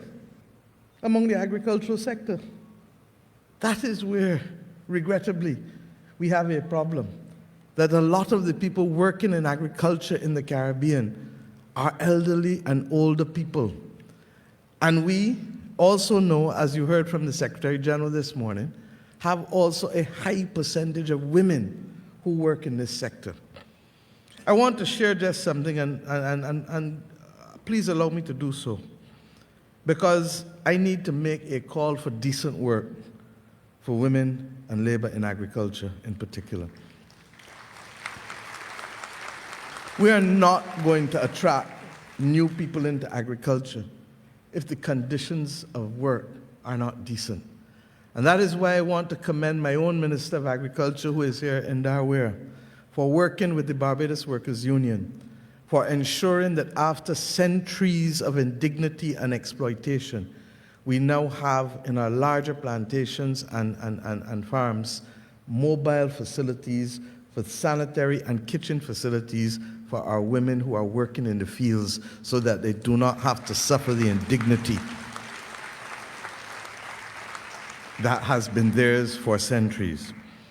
But we can't build a future agricultural sector with an aging population. And that is why I'm so heartened to welcome this morning in particular the students that you have brought here, President Ali, because it is up to you, with the infusion of technology and the infusion of capital, to turn the experience of agriculture from that historic, awful scar that has been characterized with the modern settlement of the Caribbean to that wonderful opportunity to meet the world where the world needs us to meet us, not just to feed our own people, but to become the breadbasket of the Americas with what we produce and export to the Americas.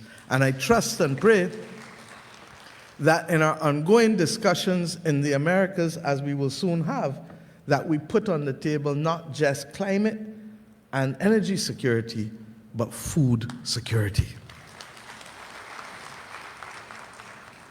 My friends, I know that my brother Prime Minister Skerritt will speak to the farmers and labor issues, because he is the lead Prime Minister and has worked wonders in this area of movement of people over the course of his tenure as Prime Minister of Dominica and lead Prime Minister on this area. But we have to address it, because without it, those wonderful lofty goals as expressed by President Ali will remain on paper. We need now, equally, to accelerate our advocacy to remove the international trade barriers that have so strangled us. We cannot expect our farmers to produce for us only in a crisis. They have to be able to produce all year round. And we face the hypocrisy of a world that continues to allow the most powerful countries to subsidize domestic agriculture while the rest of us have to literally play by rules that do not allow us to support our farmers when they most need the support. We are not arrogant people. People ask me, why did Barbados go forward to host UNCTAD? It's not because we had deep pockets. And the gods conspired with us to allow us to do it virtually and save money anyhow. But we did it because, as Shirley Chisholm told us, if we don't bring a folding chair to the table, we will not change how people view and deal with us. We have been arguing for over 30 years for special and differential treatment because we have no capacity to distort global trade in goods or services. And we have been unsuccessful in its movement. I reflected in the presidential lecture series at the WTO last month, that in Barbados' case, our domestic production in agriculture dropped by 20% since the establishment of the World Trade Organization, and by 34% in manufacturing since the establishment of the WTO. We cannot operate in these circumstances. And our desire, therefore, to host UNCTAD is to be able to carry the voice that we need policy space to protect our domestic food production and our regional food production.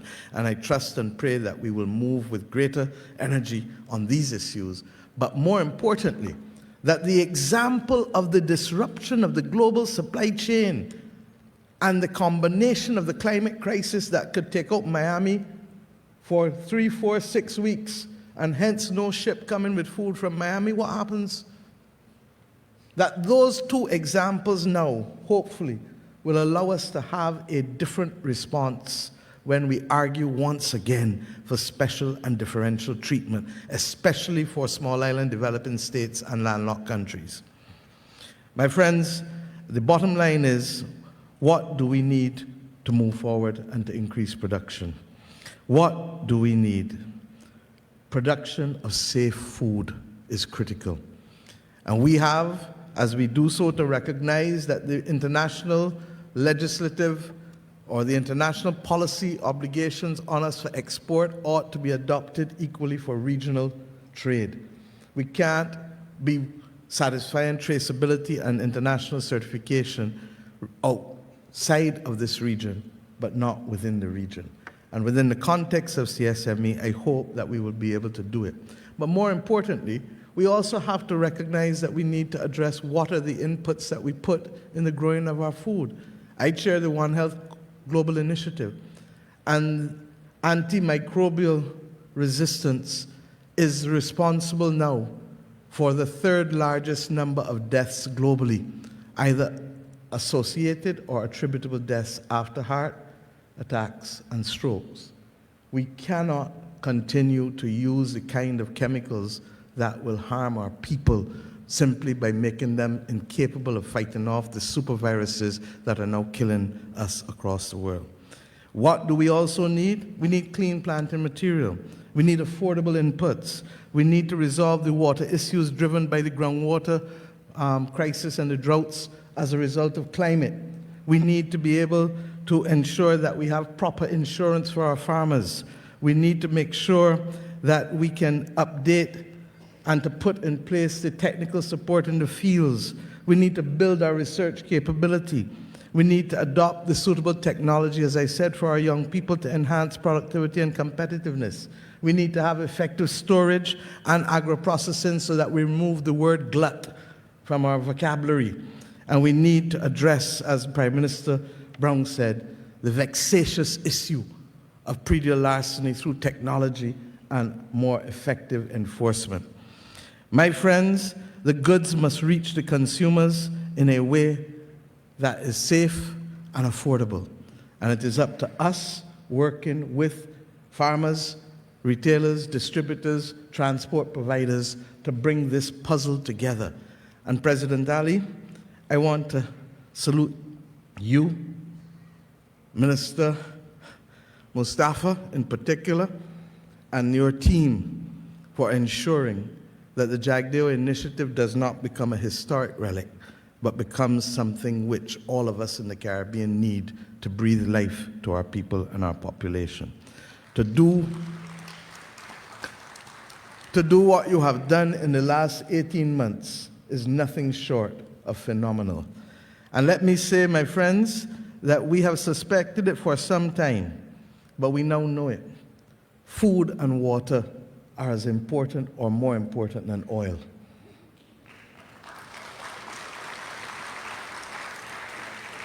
As I close, let me wish you and the people of Guyana a happy 56th independence. We became independent countries in the same year, you in May and us in November. And therefore, when we talk about cooperation, it isn't only from the days of Barbadians coming here in the post-emancipation period to help you establish your sugar factories or to help teach or to help do other things within the administration of Guyana, but it was with you coming back also to establish modern industry in Barbados in the 1950s and 60s. And on the day after your independence, we herald that cooperation formally again, with you coming next Friday in Barbados to open our own major agricultural exhibition, AgroFest, to ensure that we don't only talk the talk, but we walk the walk. The Guyana-Barbados Food Terminal, the cooperation in black belly sheep, and the cooperation in aquaculture, the cooperation in shade houses. We can only get to the point of satisfying the increased food production by the small steps like these, country by country, working together. And on behalf of my own people, I thank you for being a willing partner for us. Colleagues, all, the moment has arrived, and we have prepared for such a time as this. Let us now to the charge, do the work, and make sure that Caribbean people don't only feed themselves, but we also contribute to the feeding of the Americas. Thank you.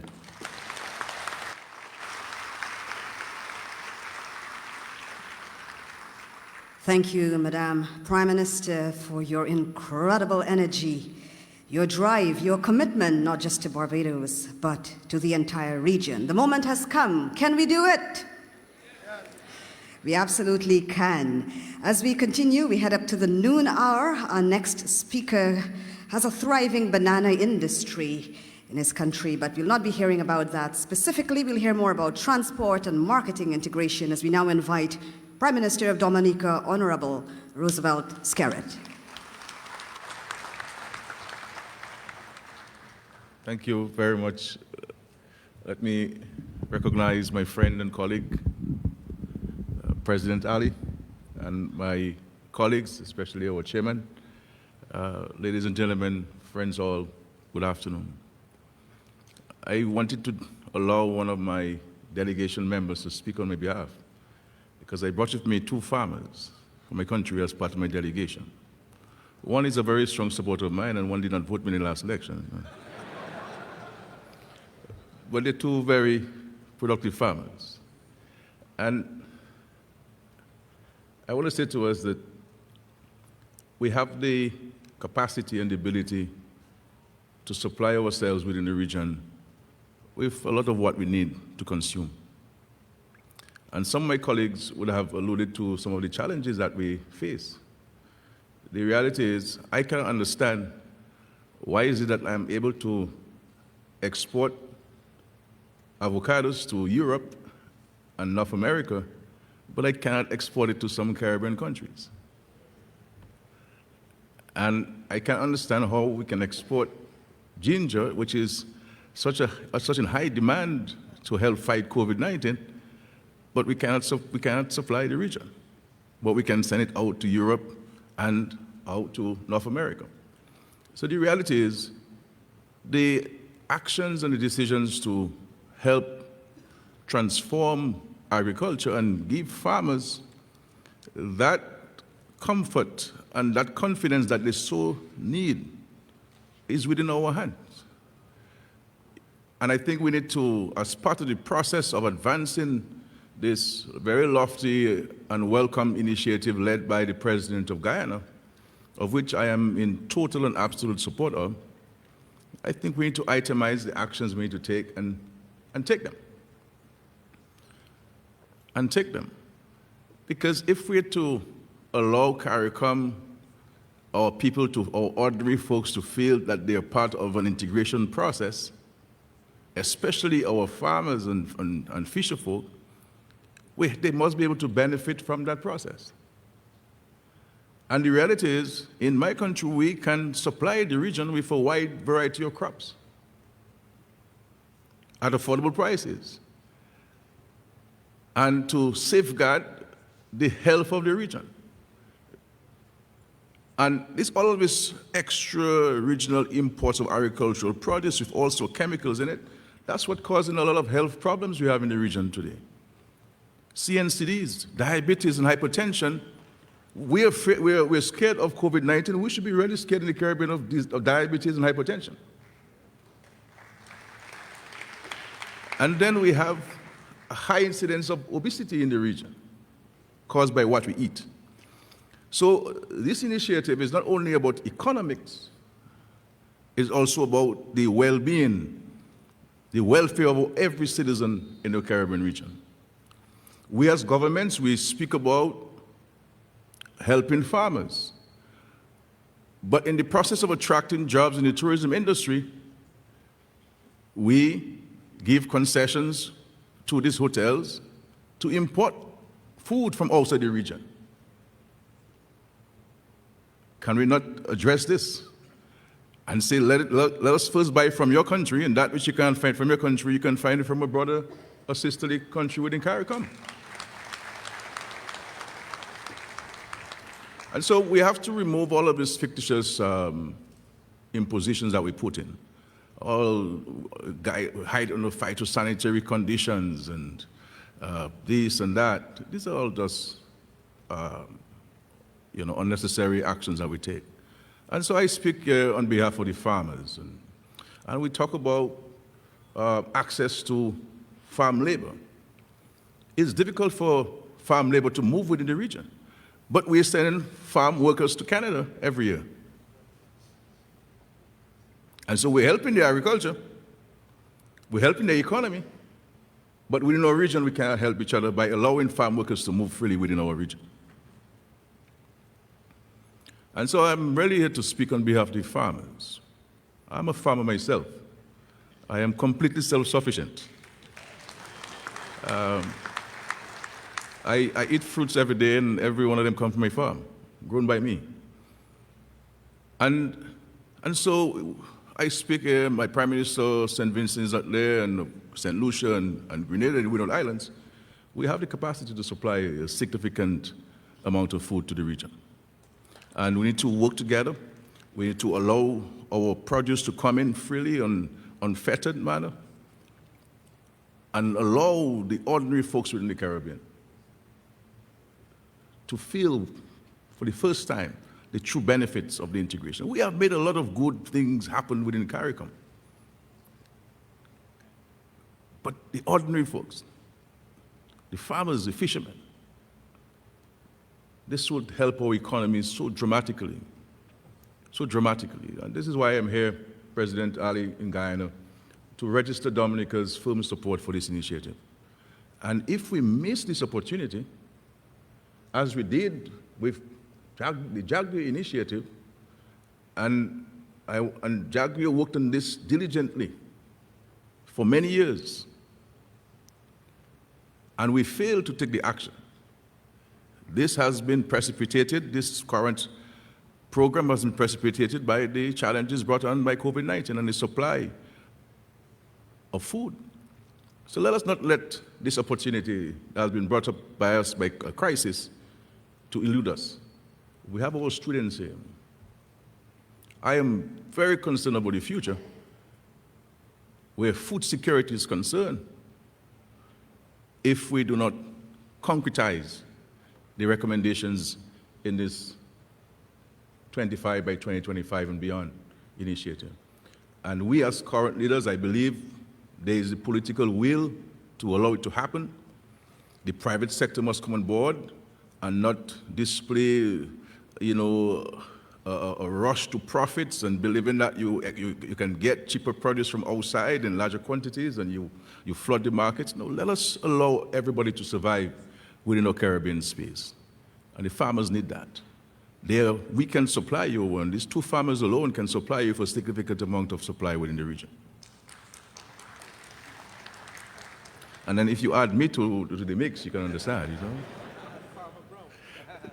And we have Farmer Brown from Antigua.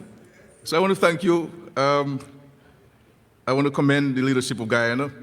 I remember back in the 80s, we had a small spar between Eugenia Charles and Forbes Burnham over rice and over soaps.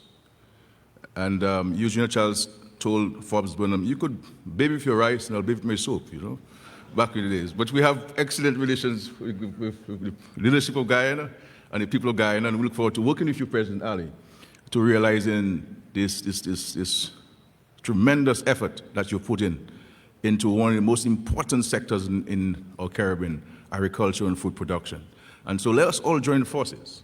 Let us all join forces to make this happen. It's not going to happen only because of us, and it's not going to happen by us only as political leaders in this country or these islands. Every one of us, or the consumers, we cannot, as consumers, talk about agriculture, what government is doing for agriculture, and then we take our trolleys and we go to the supermarkets and we look for the foreign produce. Now we believe that the beef coming from elsewhere is not comparable to the beef coming from Guyana. So if each of us here and those who are listening to us, the millions who are listening to us in the Caribbean region, were to make a decision today that we're supporting Caribbean produce, we will solve a problem. We will solve the problem. Notwithstanding, and then you would put political pressure on these leaders to remove all the barriers that they have in your countries. Because you would be saying to them, I do not want any ginger coming from a country that doesn't have land. I want Dominica ginger. And let us have it recognized on the supermarket shelves. Let's pass regulations to force the supermarkets to put CARICOM produce.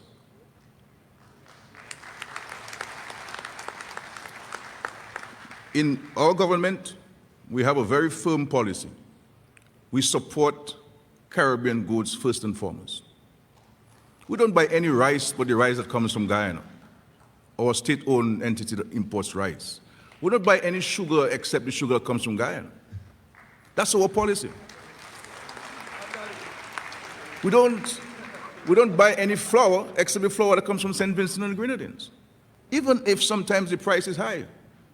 We are cushioned because we understand if we can keep the dollars in the Caribbean region, it's going to benefit Dominica eventually.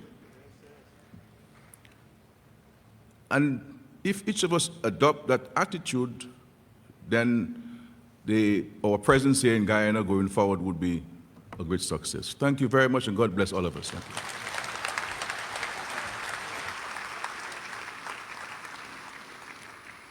Thank you, Prime Minister.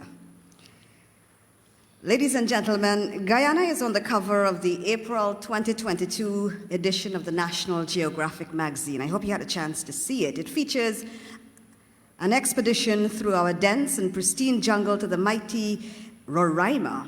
Prime Minister Rowley visited our Kaichua National Park yesterday. We hope that you all have an opportunity to do so. Of course, that's the largest single-drop waterfall in the world based on the volume of water. And Prime Minister looks refreshed and reinvigorated and ready to invest in Vision 25 by 2025. Please welcome the Honourable Prime Minister of Trinidad and Tobago, Dr. the Honourable Keith Rowley.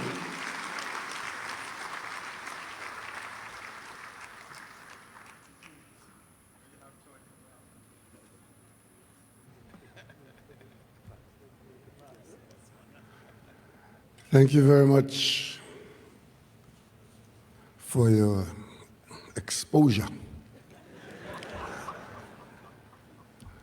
Ladies and gentlemen, brothers and sisters, all Caribbean people, permit me the moment to acknowledge our host, President Irfan Ali, Vice President Barrett Jagdeo and the executive members of the Guyanese administration and all the people of Guyana. I thank you very much for the invitation to participate in what I consider to be a seminal event. I also would like to claim the role of elder statesman in the front line, not on the stage, in the front line, because I just discovered that I've been around longer than everybody else on the stage. And that means I've seen this before, I've heard it before, and I don't want to hear it again. We know what to do. Question is, are we prepared to do it?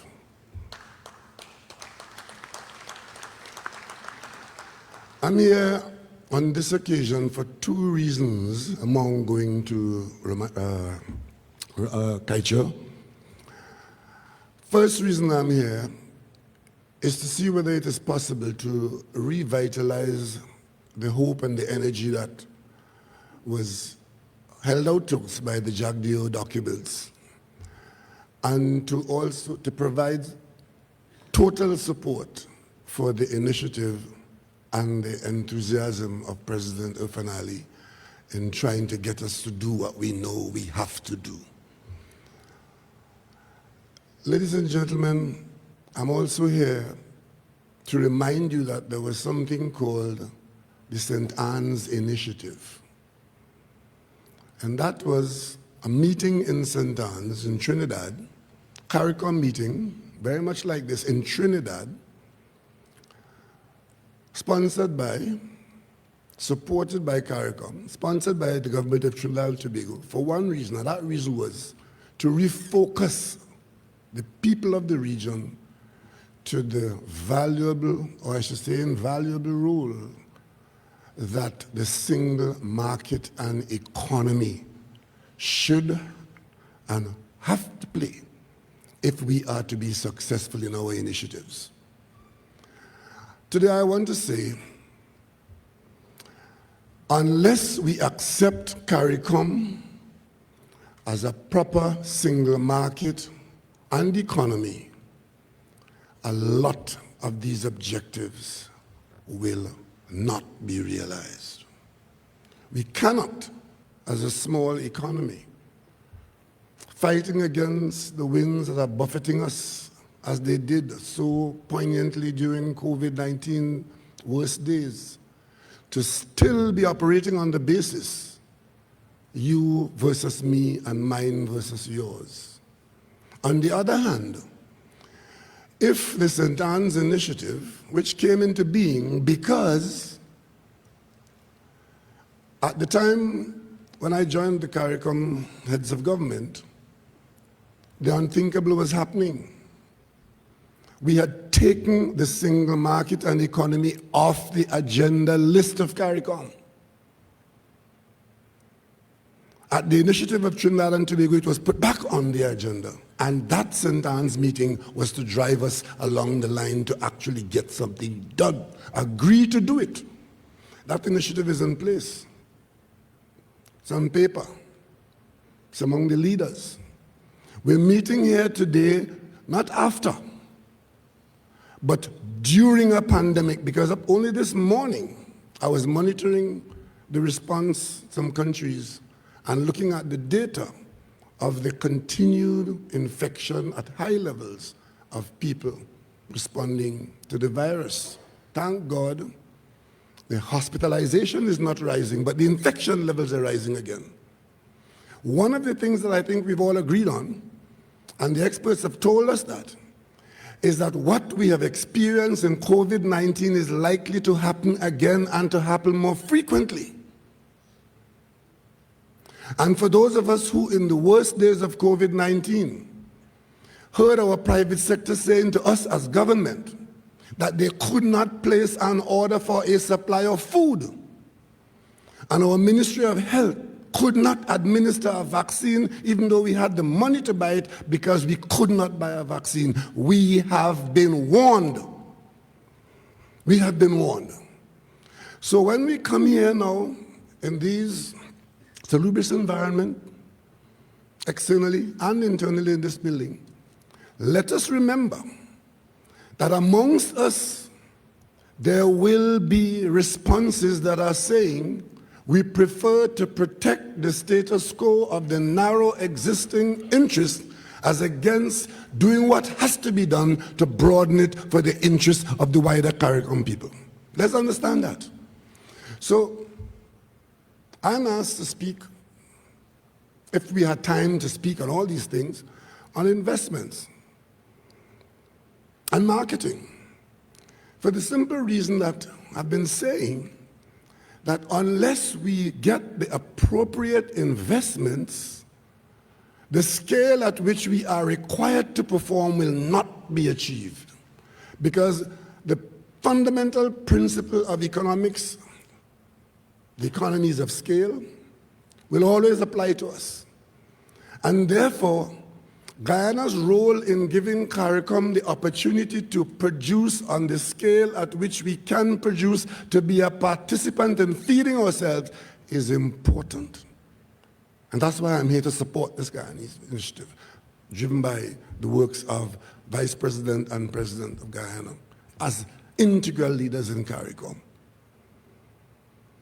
Because while we want to protect our peasant agriculture, while we want to ensure that the current interests are not trampled upon, we must do what has to be done to increase production. But that increase in production is going to do something. It's going to disturb the status quo of the current arrangements. And that is status quo, if it is not on board and in board, is going to dominate the conversation of protection, and we will not get it done. Why do you think President Skerrit is asking you today that he could sell avocado to Europe, but he can't sell it down the road, 100 miles down the road? Why do you think we have so many possibilities of production within a region, COVID or no COVID? But there's no easy movement of these products. A lot of it is the protection of the status quo. But if we accept that the giant step of a single market and economy is to come into being, then it will remove this chronic impediment of talking while knowing that we don't intend to interfere with the status quo. For example, we talked, my colleague and I from Barbados, we talked about this idea of having, within this single market and economy, a single company register, where once a company is registered anywhere in the CARICOM, it is deemed to be registered everywhere in the CARICOM.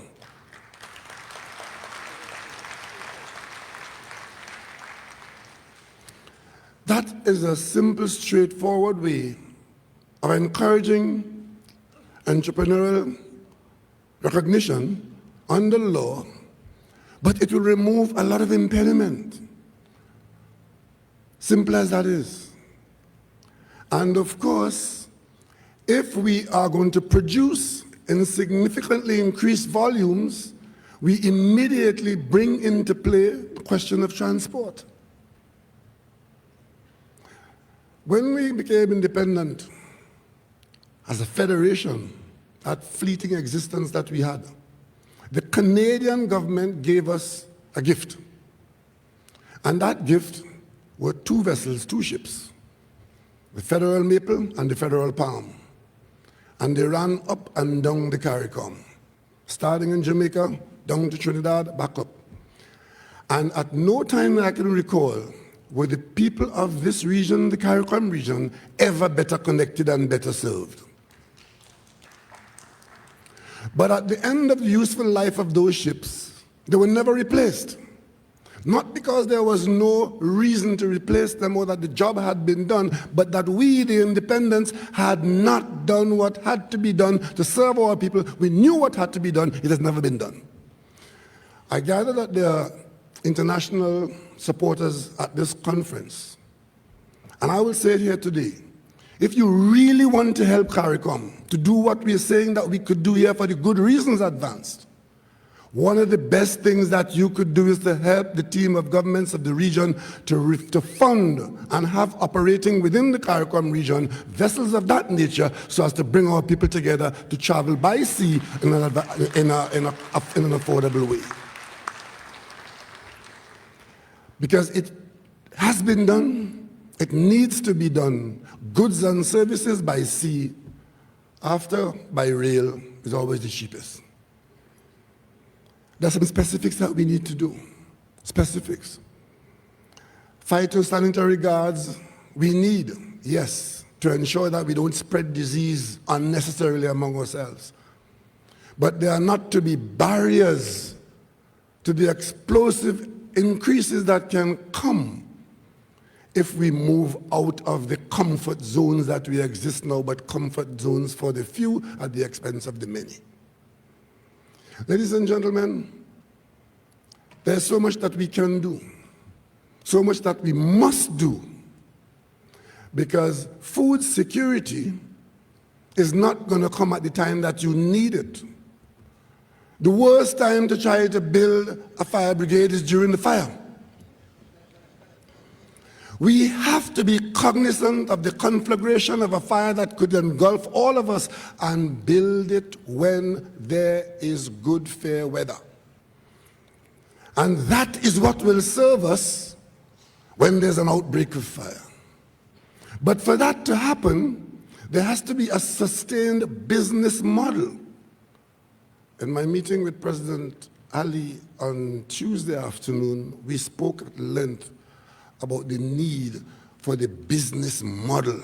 What is the business model that we are going to use to bring about this expansion in food supply that will cause us to have a food supply that will survive fair winds and foul, and that will bring us the benefits of that increased production? Because increased production, without proper transportation, proper storage, and of course, agro-processing to ensure that the word glut doesn't become part of the vocabulary, requires a proper business model. And that is why today, representing Trinidad and Tobago, I could say that Trinidad and Tobago is in a position to develop a business model with the potential in Guyana and the potential in CARICOM to have us use energy, use expertise, use our universities to put us in a position to do what has to be done.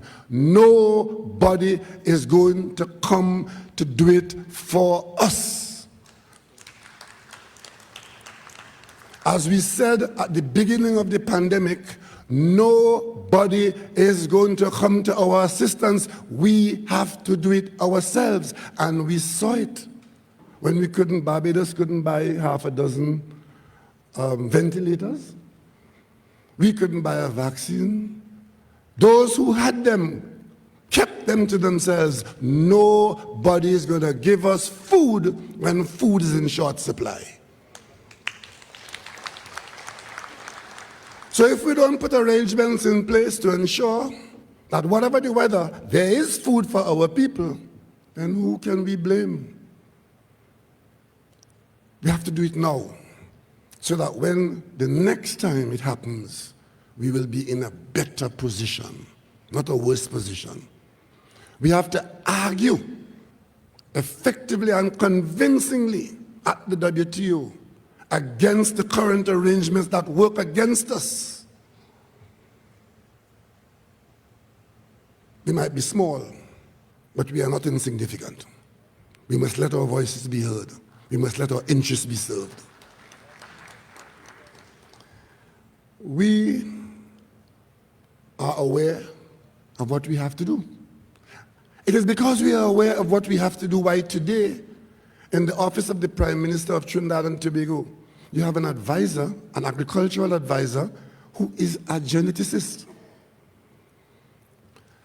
Expertise that tells us Other people are growing grain and planting things. It doesn't mean that we have to grow the same variety of grain in this region or on these soils. But it is possible to understand the genetics and to get varieties that are suitable for our environment. And that is where our universities come in. The University of Trinidad and Tobago, that is technologically biased. The University of Guyana, the University of the West Indies. Our research now has to be with a fierce urgency of identifying for the producers the varieties that we can produce on scale so that we can supply ourselves with the inputs for animal feed, with the inputs for human oil, consumption of human oils. And therefore, we want to see fields of soy growing within the CARICOM, Belize and Guyana where the acreage is available. We want to see corn being harvested, grown in areas where they can be grown, and of course find themselves in as raw materials being processed for our own food supply. And of course, as we do that, we keep our eyes on other people's needs because we can supply some of their needs as well. It is only a fog in our vision and an absence of our own commitment that can hold us back from doing what we can do and what we must do. And this initiative is probably not the first step, but a giant step in trying to get us to come to the point of identifying business models that we must implement with the support of all those who back us. Make the investments, do what has to be done, and utilize the resources that God has blessed us with within the CARICOM. The least we can do for our people is to do the most that we can do under the circumstances. And that is why Trinidad and Tobago provides full support and hold out the promise of full participation in every effort that is geared towards this very vexing subject of can we or will we feed ourselves. But of course, our people have been so conditioned. Just like the time when you go past the market, not enough breadfruit being consumed, not enough cassava being consumed, not enough dasheen and sweet potato fries being consumed, but they're harassing the government about not enough foreign exchange to buy imported white potato. So yeah, we have to make the dietary changes to fit our ability to feed ourselves, otherwise we are just vassals of other people's problems, masquerading as the wronged and the entitled. Ladies and gentlemen, it's an exciting period. Our young people, some of them here with us today are at school. 2 or 3 years from today, they'll be out in the workplace. They would be required to use the technology that they're being trained in now and the experiences that they're seeing now and the failures that we have had to ensure that their generation does not end up in the same situation, being at the mercy of those on the outside who will not come to our aid in a time of urgency. We have to change the model. We have to change it. But you know, the most aggressive conversations in CARICOM is about movement of people. Movement of people. Last 2 weeks ago, we took to our parliament a piece of legislation to complete this whole question of the handful of skills that we are allowed to move within the region. And what did we experience? We experienced voices within our parliament openly objecting and indicating that this is taking jobs from local people. We have to move away from that to a total commitment to being who we are and doing what has to be done. Otherwise, we'll have more conferences like this in different years other than 2022. And we keep asking ourselves, Why not? Today, I would like this conference to place us at a fork in the road, but we take the decision to make the turn in the direction where we commit to an improved production system to give us food sustainability in all conditions, anticipated and unanticipated. I want to thank President Ali and his team and the people of Guyana for the very warm welcome that you have extended to me on behalf of the people of Guyana to the people of Trinidad and Tobago, and to let you know that the closest relative you have in the CARICOM is Trinidad and Tobago. Thank you.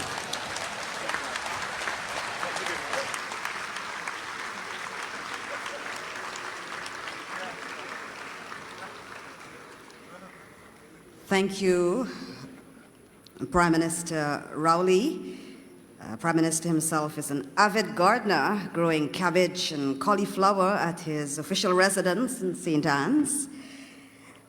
And our young people are growing cauliflower and broccoli and carrots, the Shade House Project, others in the Berbice and Linden regions, grapes and kiwis and strawberry. And our leaders today have been talking about the importance of youths, and day 3 will focus on youths and gender, the CARICOM Youth in Agriculture Dialogue. We hope our young people can participate as you talk about generating wealth, climate-smart agriculture, innovations in agriculture, and how together we can work to surmount the challenges that we face as a region. We're coming down to the end of our program today. We are now going to listen to remarks on investments in aviation. We'll hear remarks from the Deputy Prime Minister and Minister of Tourism, Investments and Aviation of Bahamas, Agriculture Insurance, and our penultimate head of government is coming to us now. He is the Deputy Prime Minister. Honorable Isaac Chester Cooper is our next speaker.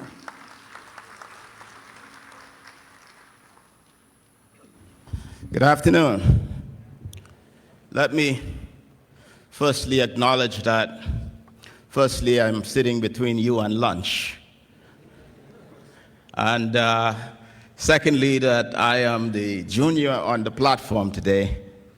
And I hope that the time that I will use will be a reflection of that acknowledgement relative to my colleagues today.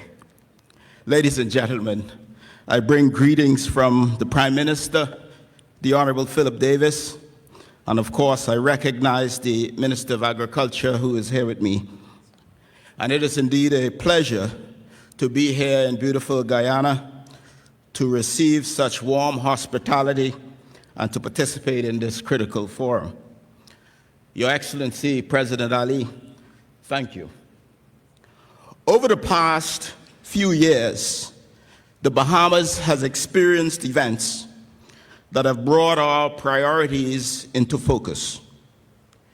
In September 2019, Hurricane Dorian, a deadly Category 5 storm, tore through 2 of the main population centers of our archipelago that were also 2 agricultural centers, Abaco and Grand Bahama.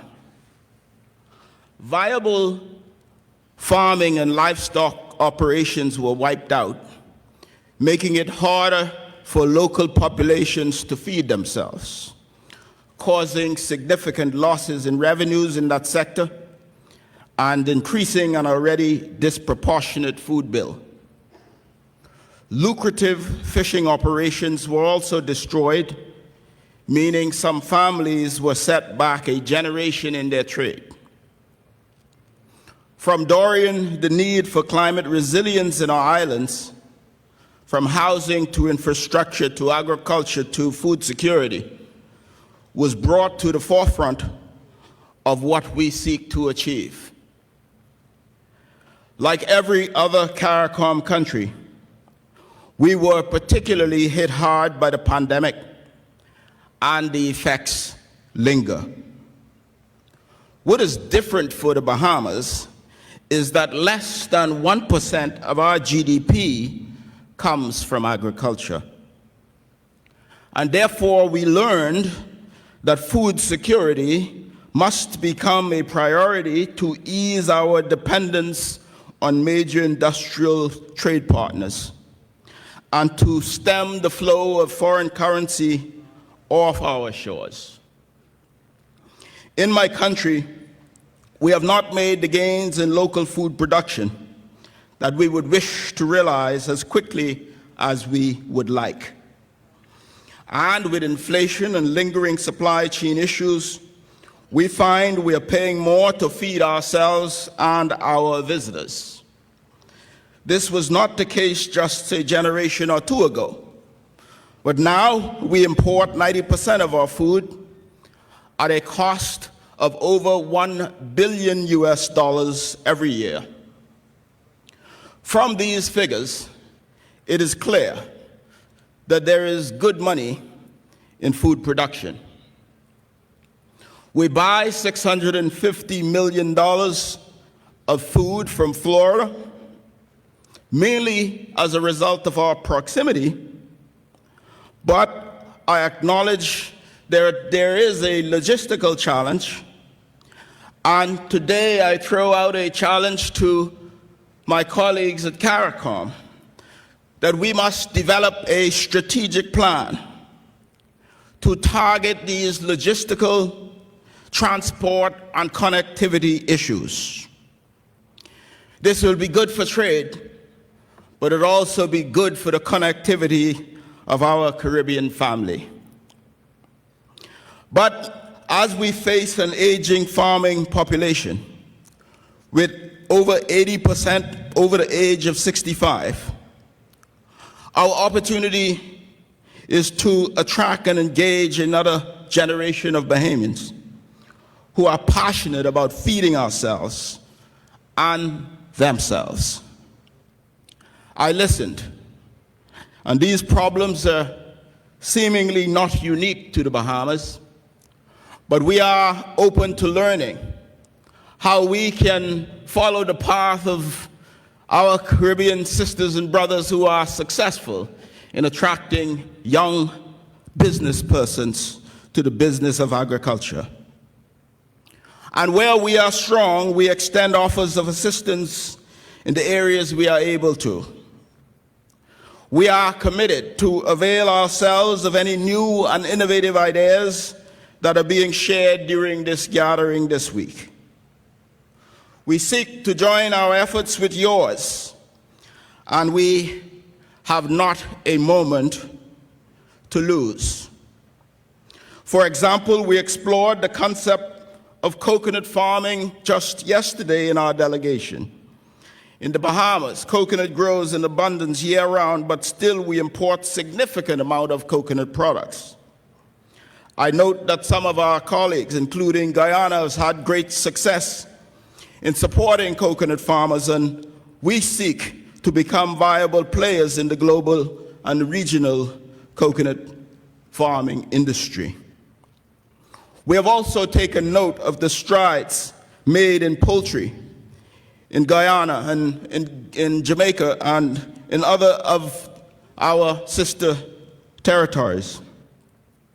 And as I indicated, we are here to learn the latest in agricultural technology and to hear how the Bahamas can also advance. We recently had a change of government in our country. We were very carefully studying what occurred throughout the pandemic and the deficiencies that presented themselves. We are an administration open to new ideas, new technologies, new investors, new opportunities, and I tell you today that we are open for business. In the past 7 months, we've approved more than $2 billion in new investment projects, mainly in tourism, renewable energy, and fintech.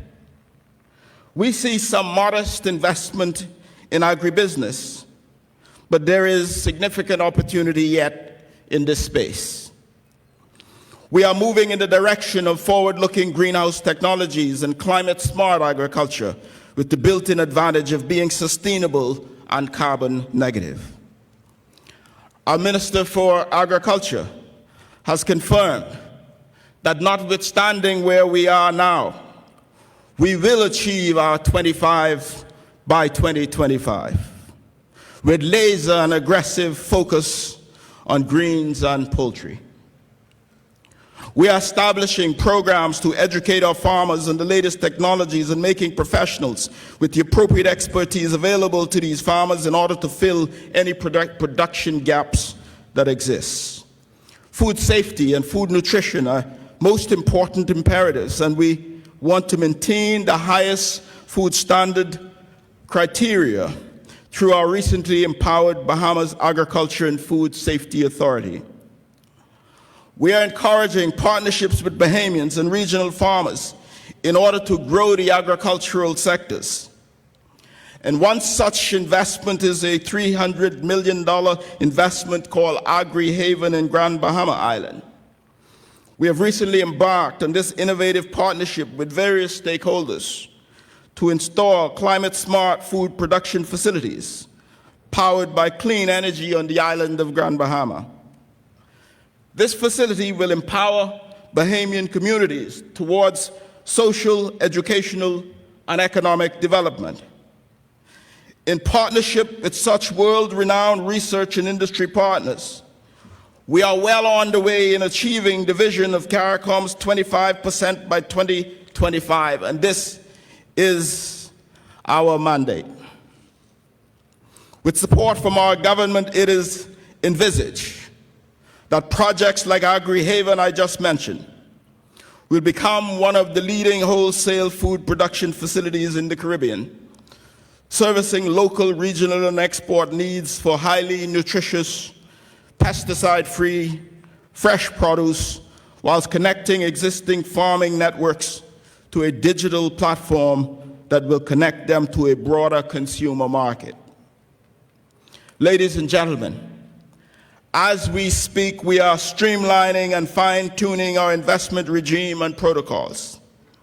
We currently offer an attractive array of concessions in agriculture and other spaces. We are refocusing, creating linkages with our robust tourism industry, harnessing our farm-to-table product. So yes, we are here to listen. We are eager to learn from your expertise and offer our own. And from where we stand, the future of the agriculture sector is certainly hopeful. And I am confident that in this endeavor, where there is the will to source and implement sustainable solutions to food security, no one will be left behind. And so, on behalf of Prime Minister Philip Davis and the people of the Bahamas, I express our gratitude and our appreciation. And Mr. President, I wish you and the people of Guyana a happy independence. And I invite all here present to attend our celebrations for our 50th anniversary in the Bahamas next year. It'll be a great Caribbean family reunion, and it'll be good for Bahamas tourism. May God bless the Caribbean. Thank you very much.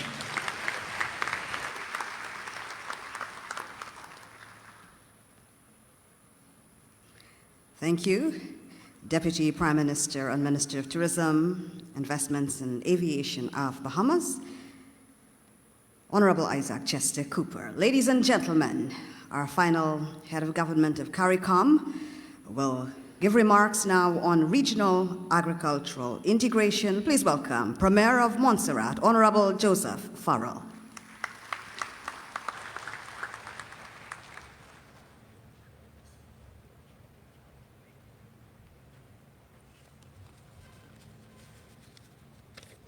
Madam Chair, permit me to greet President Ali and Mrs. Ali and other members of your cabinet.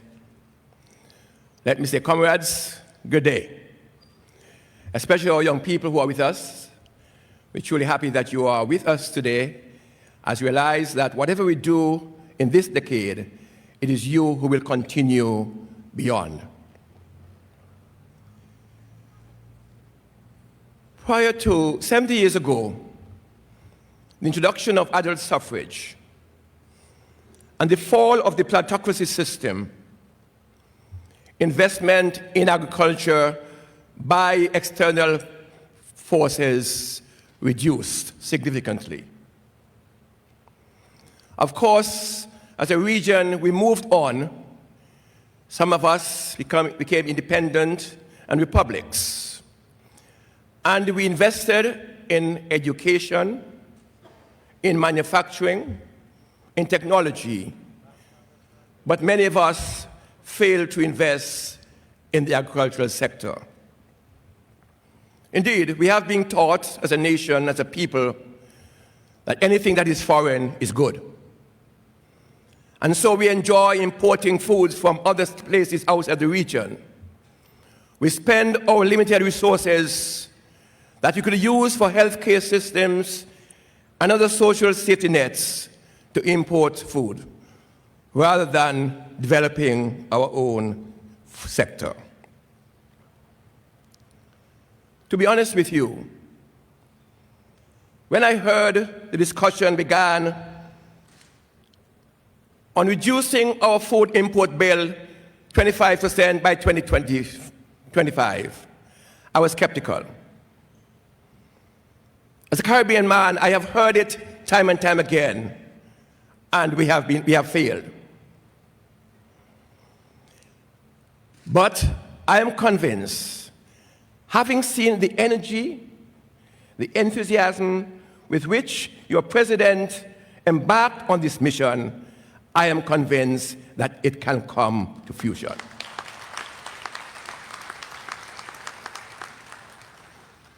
Comrades, if ever we think that we need to secure food for the region, is now. Having experienced what happened to us during the pandemic, when we were unable to purchase basic PPEs to protect our peoples, it was withheld from us. I want to ask you the question, what if something happens and the region is not able to produce food? Our people will die. And that is why we must all rally around this vision and put it into practice so that at least we begin to produce food for the nations of the region. It is absolutely critical that we do that.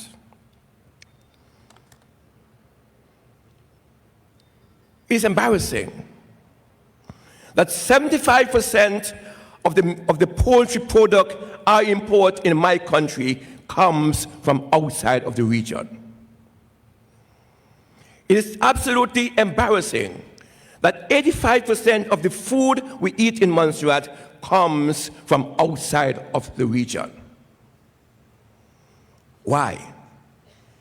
We spend our monies to extra-regional sources and businesses, and those monies we can use to develop our own sector and to advance the well-being of our peoples. The government of Montserrat is supportive in working with CARICOM to achieve Vision 25 by 2025. Based on this focus, the Ministry of Agriculture in Montserrat has identified a number of priority areas which, with support, we are able not only to produce, but also to export.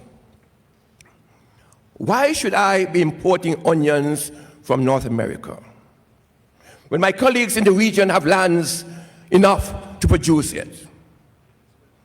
I understand that there are some limitations to what we can do, but the biggest factor, the biggest concern we have is not that food is not available in some of our neighbors, countries. It is getting the food to where it is needed most. And that brings me to the point of connectivity. For over 25 years, The region has been speaking to movement of food from one country to the other, and to this day, we have not succeeded. So then, we now need investment in shipping so that we can move those products from Guyana in the south to Jamaica in the north, from Dominica in the south to Montserrat and Antigua. This is what we need at this point in time. Let us put our money where our mouth is and invest in shipping. And if there is some investor here today or during this week, we call on you to invest in at least 2 ships, one going north, one going south, so that we can move our products from one country to the next. That is what we need. But when we speak to food security, I also tag on nutrition security. So it's food and nutrition security, because any food is not any food. The region has one of the highest numbers of NCDs. How can we tackle that?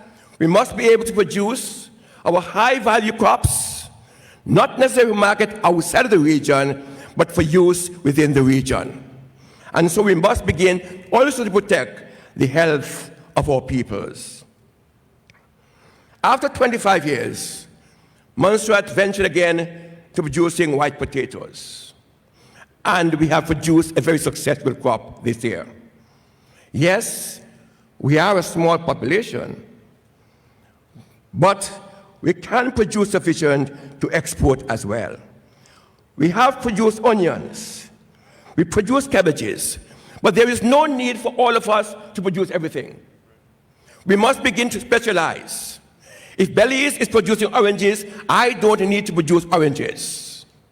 We need to specialize and seriously produce and get those produced out of our countries to the countries which need them most. And so, irrigation or water is in fact a problem for us in the region. How can we maximize the use of water by using technology to give the crop just enough water that they need, rather than wasting the water on the land? This is where the young people come into play. Use your initiative, use the technology, and help us to maximize the use of the resources that we have to grow our crops. Comrades, these are serious times. We must begin to feed ourselves. We cannot depend on outside source. So countries, my countrymen, my colleagues in the region, let's stop talking and put our monies where our mouth is. Let's begin to invest. I know we don't have sufficient to meet all the needs that we have in our countries. And that is why this week is so important for all of us. Those investors who are here, we trust and hope that you will see the need to invest in the agricultural sector. We have some ideas that we want to share with you later. And even though we are small, and even though we know that you are in this for profit, there are some ventures which has with it a humanitarian side.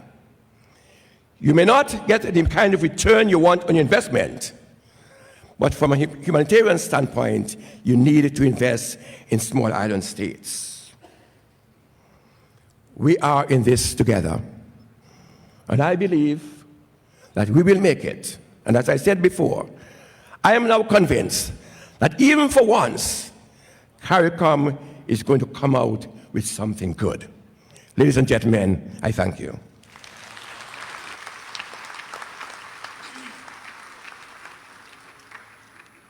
Thank you very much, Premier Farrell. We've come to the end of the formal presentations, and it's my pleasure now to invite the Chairman of the Special Ministerial Task Force on Food Production and Food Security in CARICOM, Guyana's Minister of Agriculture, the Honorable Zulfikar Mustafa. Thank you very much, Mr. Chair.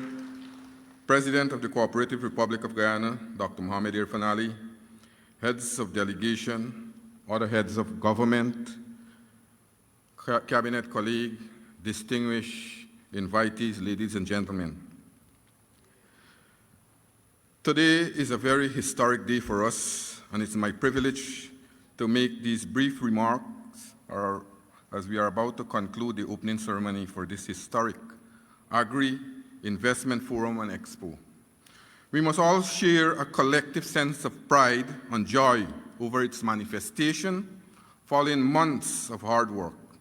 Its realization today and over the next 3 days follow the establishment of the Special Ministerial Task Force as agreed by CARICOM leaders and their agreement that an Agri-Investment Forum and Expo would be an appropriate platform to address the issue of investment in the regional agricultural sector.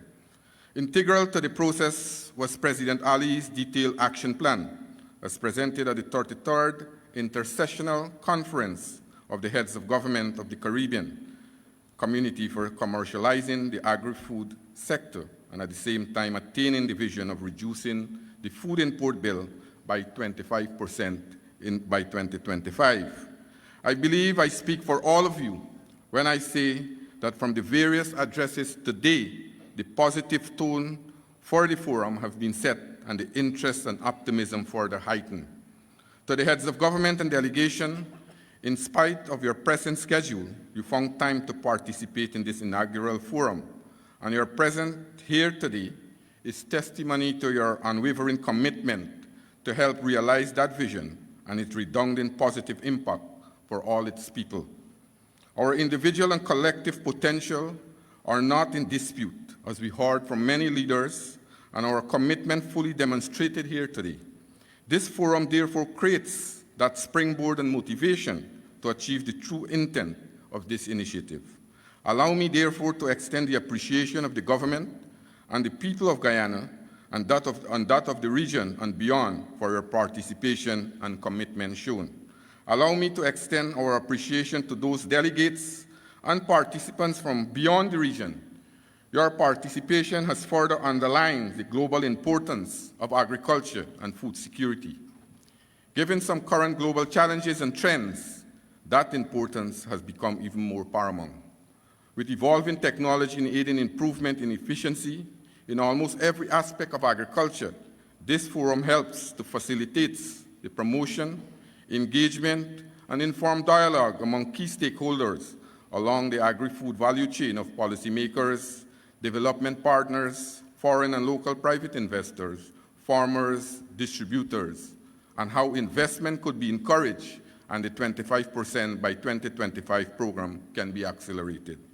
Therefore, its realization is of major significance, and appreciation must be extended to all those who work tirelessly beyond the call to make it possible.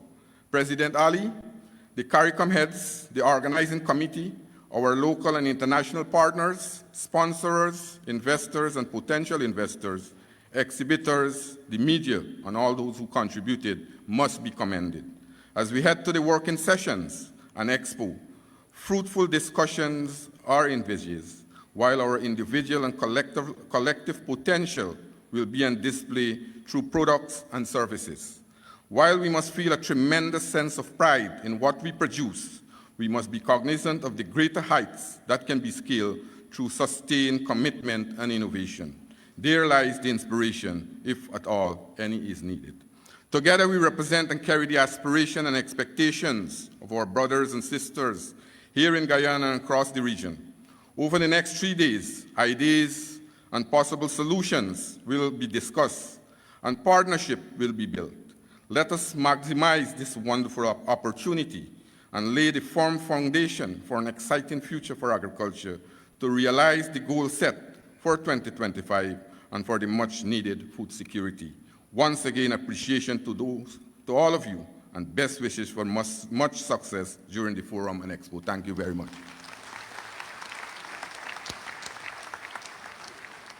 Thank you very much, Minister Mustafa. We've come to the end of the formal program. I'd like to ask you to bear with me while I deliver some critical announcements. The first is that we are going to take an official photograph quickly before the delegates, the heads of government leave the stage. And so we're asking the official photographers to come and do that quickly.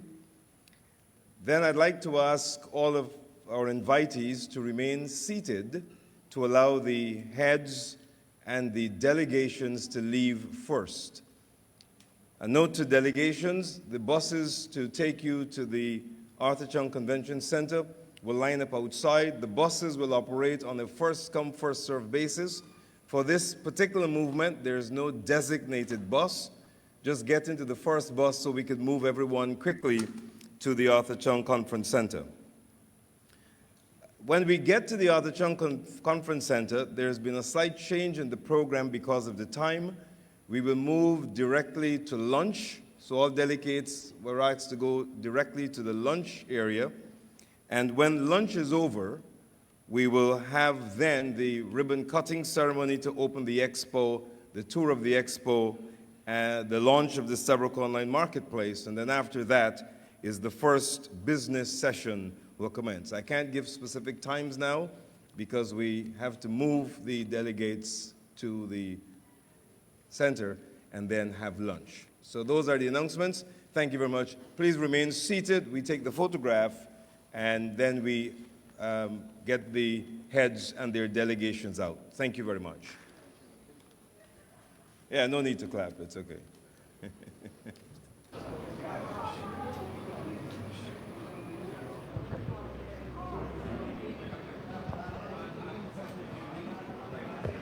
Go.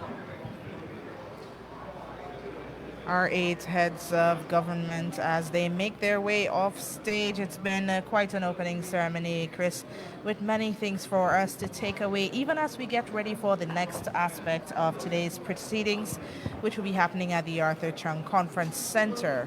A number of very powerful presentations during this morning's opening session, and with most of, well, all of the leaders here expressing their confidence and support in the President's initiative, his vision of 25 by 2025. We've had some commitments by some of those leaders that they will be certainly working assiduously to making things happen. Prime Minister of Trinidad, the Honorable Keith Rowley, in his presentation said that the region collectively knows what it has to do. This is a conversation that we've been having for a number of years, but now what we need is the will to move things forward. And now it has never been more critical for this to happen now. As a region, if we do not realize this vision of 25 by 2025, then we could be facing the full impact of all those international realities that abound today. His big question, second big question was, are we prepared to do it? And as we get our preparations on the way with this very Agri-Investment Forum and Expo, we are looking forward to achieving our goals by 2025. Some questions that persons may always ask themselves as they pay attention to different aspects of our country and the agriculture sector. Why are we importing certain things that can be grown or produced right here? Those questions were raised by the Prime Minister of Barbados, Honorable Mia Mottley, and she's saying we can do it all. We do have the potential to do it all right here in the region and to become stronger together as we look at eradicating those challenges, well, forming solutions for those challenges. We just saw the departure of His Excellency, our President, Dr. Mohamed Irfan Ali, alongside the First Lady, Mrs. Arya Ali. Now we're seeing the Honorable Mia Mottley make her departure as well, followed by basically the other heads of states, the other heads of government that were on stage here at the opening ceremony for the Agro and making Investment presentations. Expo. All right, so one of the challenges thrown out by the Belizean Prime Minister, it was Gaston Brown who challenged us all to engage in practices for sustainable agriculture. There's also a challenge for the region as a whole to look towards producing our own fertilizer as Guyana moves towards being an oil and gas entity. The Honorable Vice President. And a number of heads of government would would have made mention of the JAGDIO initiative, which Certainly. came in for a great commendation. There were even suggestions to relook at it to make those little tweaks and adjustments we need in this current era. It is the JAGDIO initiative that has been tweaked and been represented, and it is guiding the discussion and the conversation going forward. And again, a lot of the things contained, the initiatives contained in that document will be considered during the next few days, the conversations that we'll be having at the convention center. The traffic will get a bit on a peak or busy on the intersections of Mandela Avenue and Homestretch Avenue as persons look to head out to the Arthur Chung Conference Center. We've got a number of members of the diplomatic corps, members of the business community, business representatives and entities from our overseas participants of the Expo. And as they make their way there, Chris and I will be handing over to Lyndon Davidson and team, who will continue to await the arrivals there, as well as take you through the ribbon cutting and tour of the exhibition. NCN will also be providing live coverage of the various proceedings there, the roundtable discussion, updates on the discussions, and information from the participants, the booths. Hundreds of participants are there waiting to share information on how we can achieve this goal of reducing our import bill by 25% by 2025. It has certainly been a pleasure being here with you, walking us through this historic event. And we certainly look forward to keeping you abreast of the events and conversations as they occur over the next 2 days. And don't forget, the Expo gets on the way shortly and will continue tomorrow as well as Saturday. We'll be providing you with those updates as well. For now, it's a lot of meeting and greeting. Persons are still getting used to seeing their colleagues, friends, partners without masks. They're still getting used to seeing them without masks and mixing and mingling in such a free environment where there isn't so much of a big worry about the big C, COVID-19. All right, so we'll hand you over to David. Lyndon Davidson and our broadcast team at the Arthur Chung Conference Center as we continue to provide you with coverage of the inaugural, the historic Agri-Investment Forum and Expo under the theme Investing in Vision 25 by 2025. Lyndon, it's over to you. Right, so continuing with our coverage of the opening of the Expo here at the Arthur Chung Conference Center. I want to thank Nadia and Chris for their updates there at the NCC earlier, and with lots that was said just this morning. As you can see in my background, we're waiting for the ribbon cutting ceremony. That's going to be happening very shortly, and that will commence the opening, official opening of the Expo in itself. There's so much here to see at the Arthur Chung Convention Center with what is happening behind me. And just in case you have an opportunity, you're watching us at home, you wanted to come down here to the ACCC, you can definitely do that, given the mere fact that we're just about minutes away before the actual cutting of the ribbon is done here to officially open the Expo to persons who are watching us at home. Remember, the Expo is being held under the theme Investing in Vision 25 by 2025, and that in itself is very, very significant. We would have definitely seen and heard about the amount of work that would have gone into the hosting of this conference and Expo, given the mere fact that the Ministry of Agriculture and CARICOM and government, of course, has been working tirelessly to ensure that systems are in place to have this done. The Ministry of Agriculture, like I said, has been very, very integral in that process. One of the things I must mention to you is the fact that this entire conference and Expo is important, given the mere fact that as a region, our food import bill is very, very high or significant. So $6 billion we spend on regional US dollars, that is, on regional food, and increased investment is needed in agriculture. One of the things I'm witnessing just in front of me is the arrival of His Excellency, the President of the Cooperative Republic of Guyana, Dr. Mohamed Irfan Ali. He's just making his way into the compound of the Arthur Chung Convention Center. Remember, just Dr. Ali would have delivered his feature address there at the National Cultural Center. as part of the opening ceremony for the Expo and Investment Forum, which will commence here today. And like I mentioned, key to that whole engagement is the mere fact that as a region, as CARICOM, we're really looking to put systems in place to tackle the food import bill, which we've amassed over the years, a whopping $6 billion we've spent on food, and looking to invest in agriculture to reduce that by 25% by 2025. The forum is therefore geared towards the promotion and engagement of informed dialogue among key stakeholders, and there are lots of them that will be here at the Arthur Chung Convention Center, taking part in different forums, different panel discussions, basically trying to look for ways and means in which as a region we can be able to find solutions to the food shortages, the food problems that we have, particularly with here in the Caribbean. Remember, we're basically looking to achieve food security. Is one of the things in Guyana is very, very integral as it relates to that.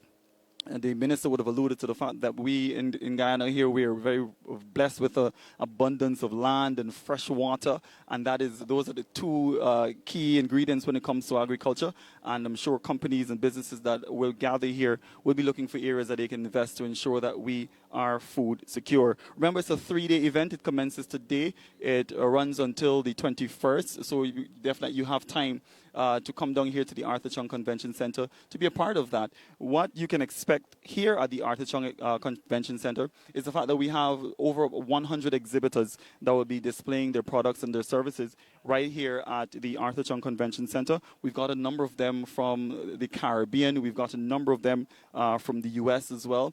Notably, I must mention we've got companies from Jamaica, we've got companies from Trinidad and Tobago, we've got companies from Barbados, we've got companies from Suriname, we've got companies as far away as Ghana as well that will be represented here at the Expo. We've got some 62 local agro-processors that are going to be on display, participating in the exhibition. I must tell you, I had an opportunity a little while ago to do a walkthrough of some of the site where the exhibitors are. I had an opportunity as well to get sample some watermelon from one of the exhibitors here, and I must tell you it was amazing. It's grown right here in Guyana in Canal number 2. What I'm going to do now, I have some persons I'm going to be talking to. Like I mentioned, we got exhibitors from across the Caribbean, and I've got one of them. It's Tahir, and he's going to be talking to us from Export Barbados. And Tahir, if you can join me here. Tahir is one of those persons who are participating at the inaugural Expo, Agri Expo 2022.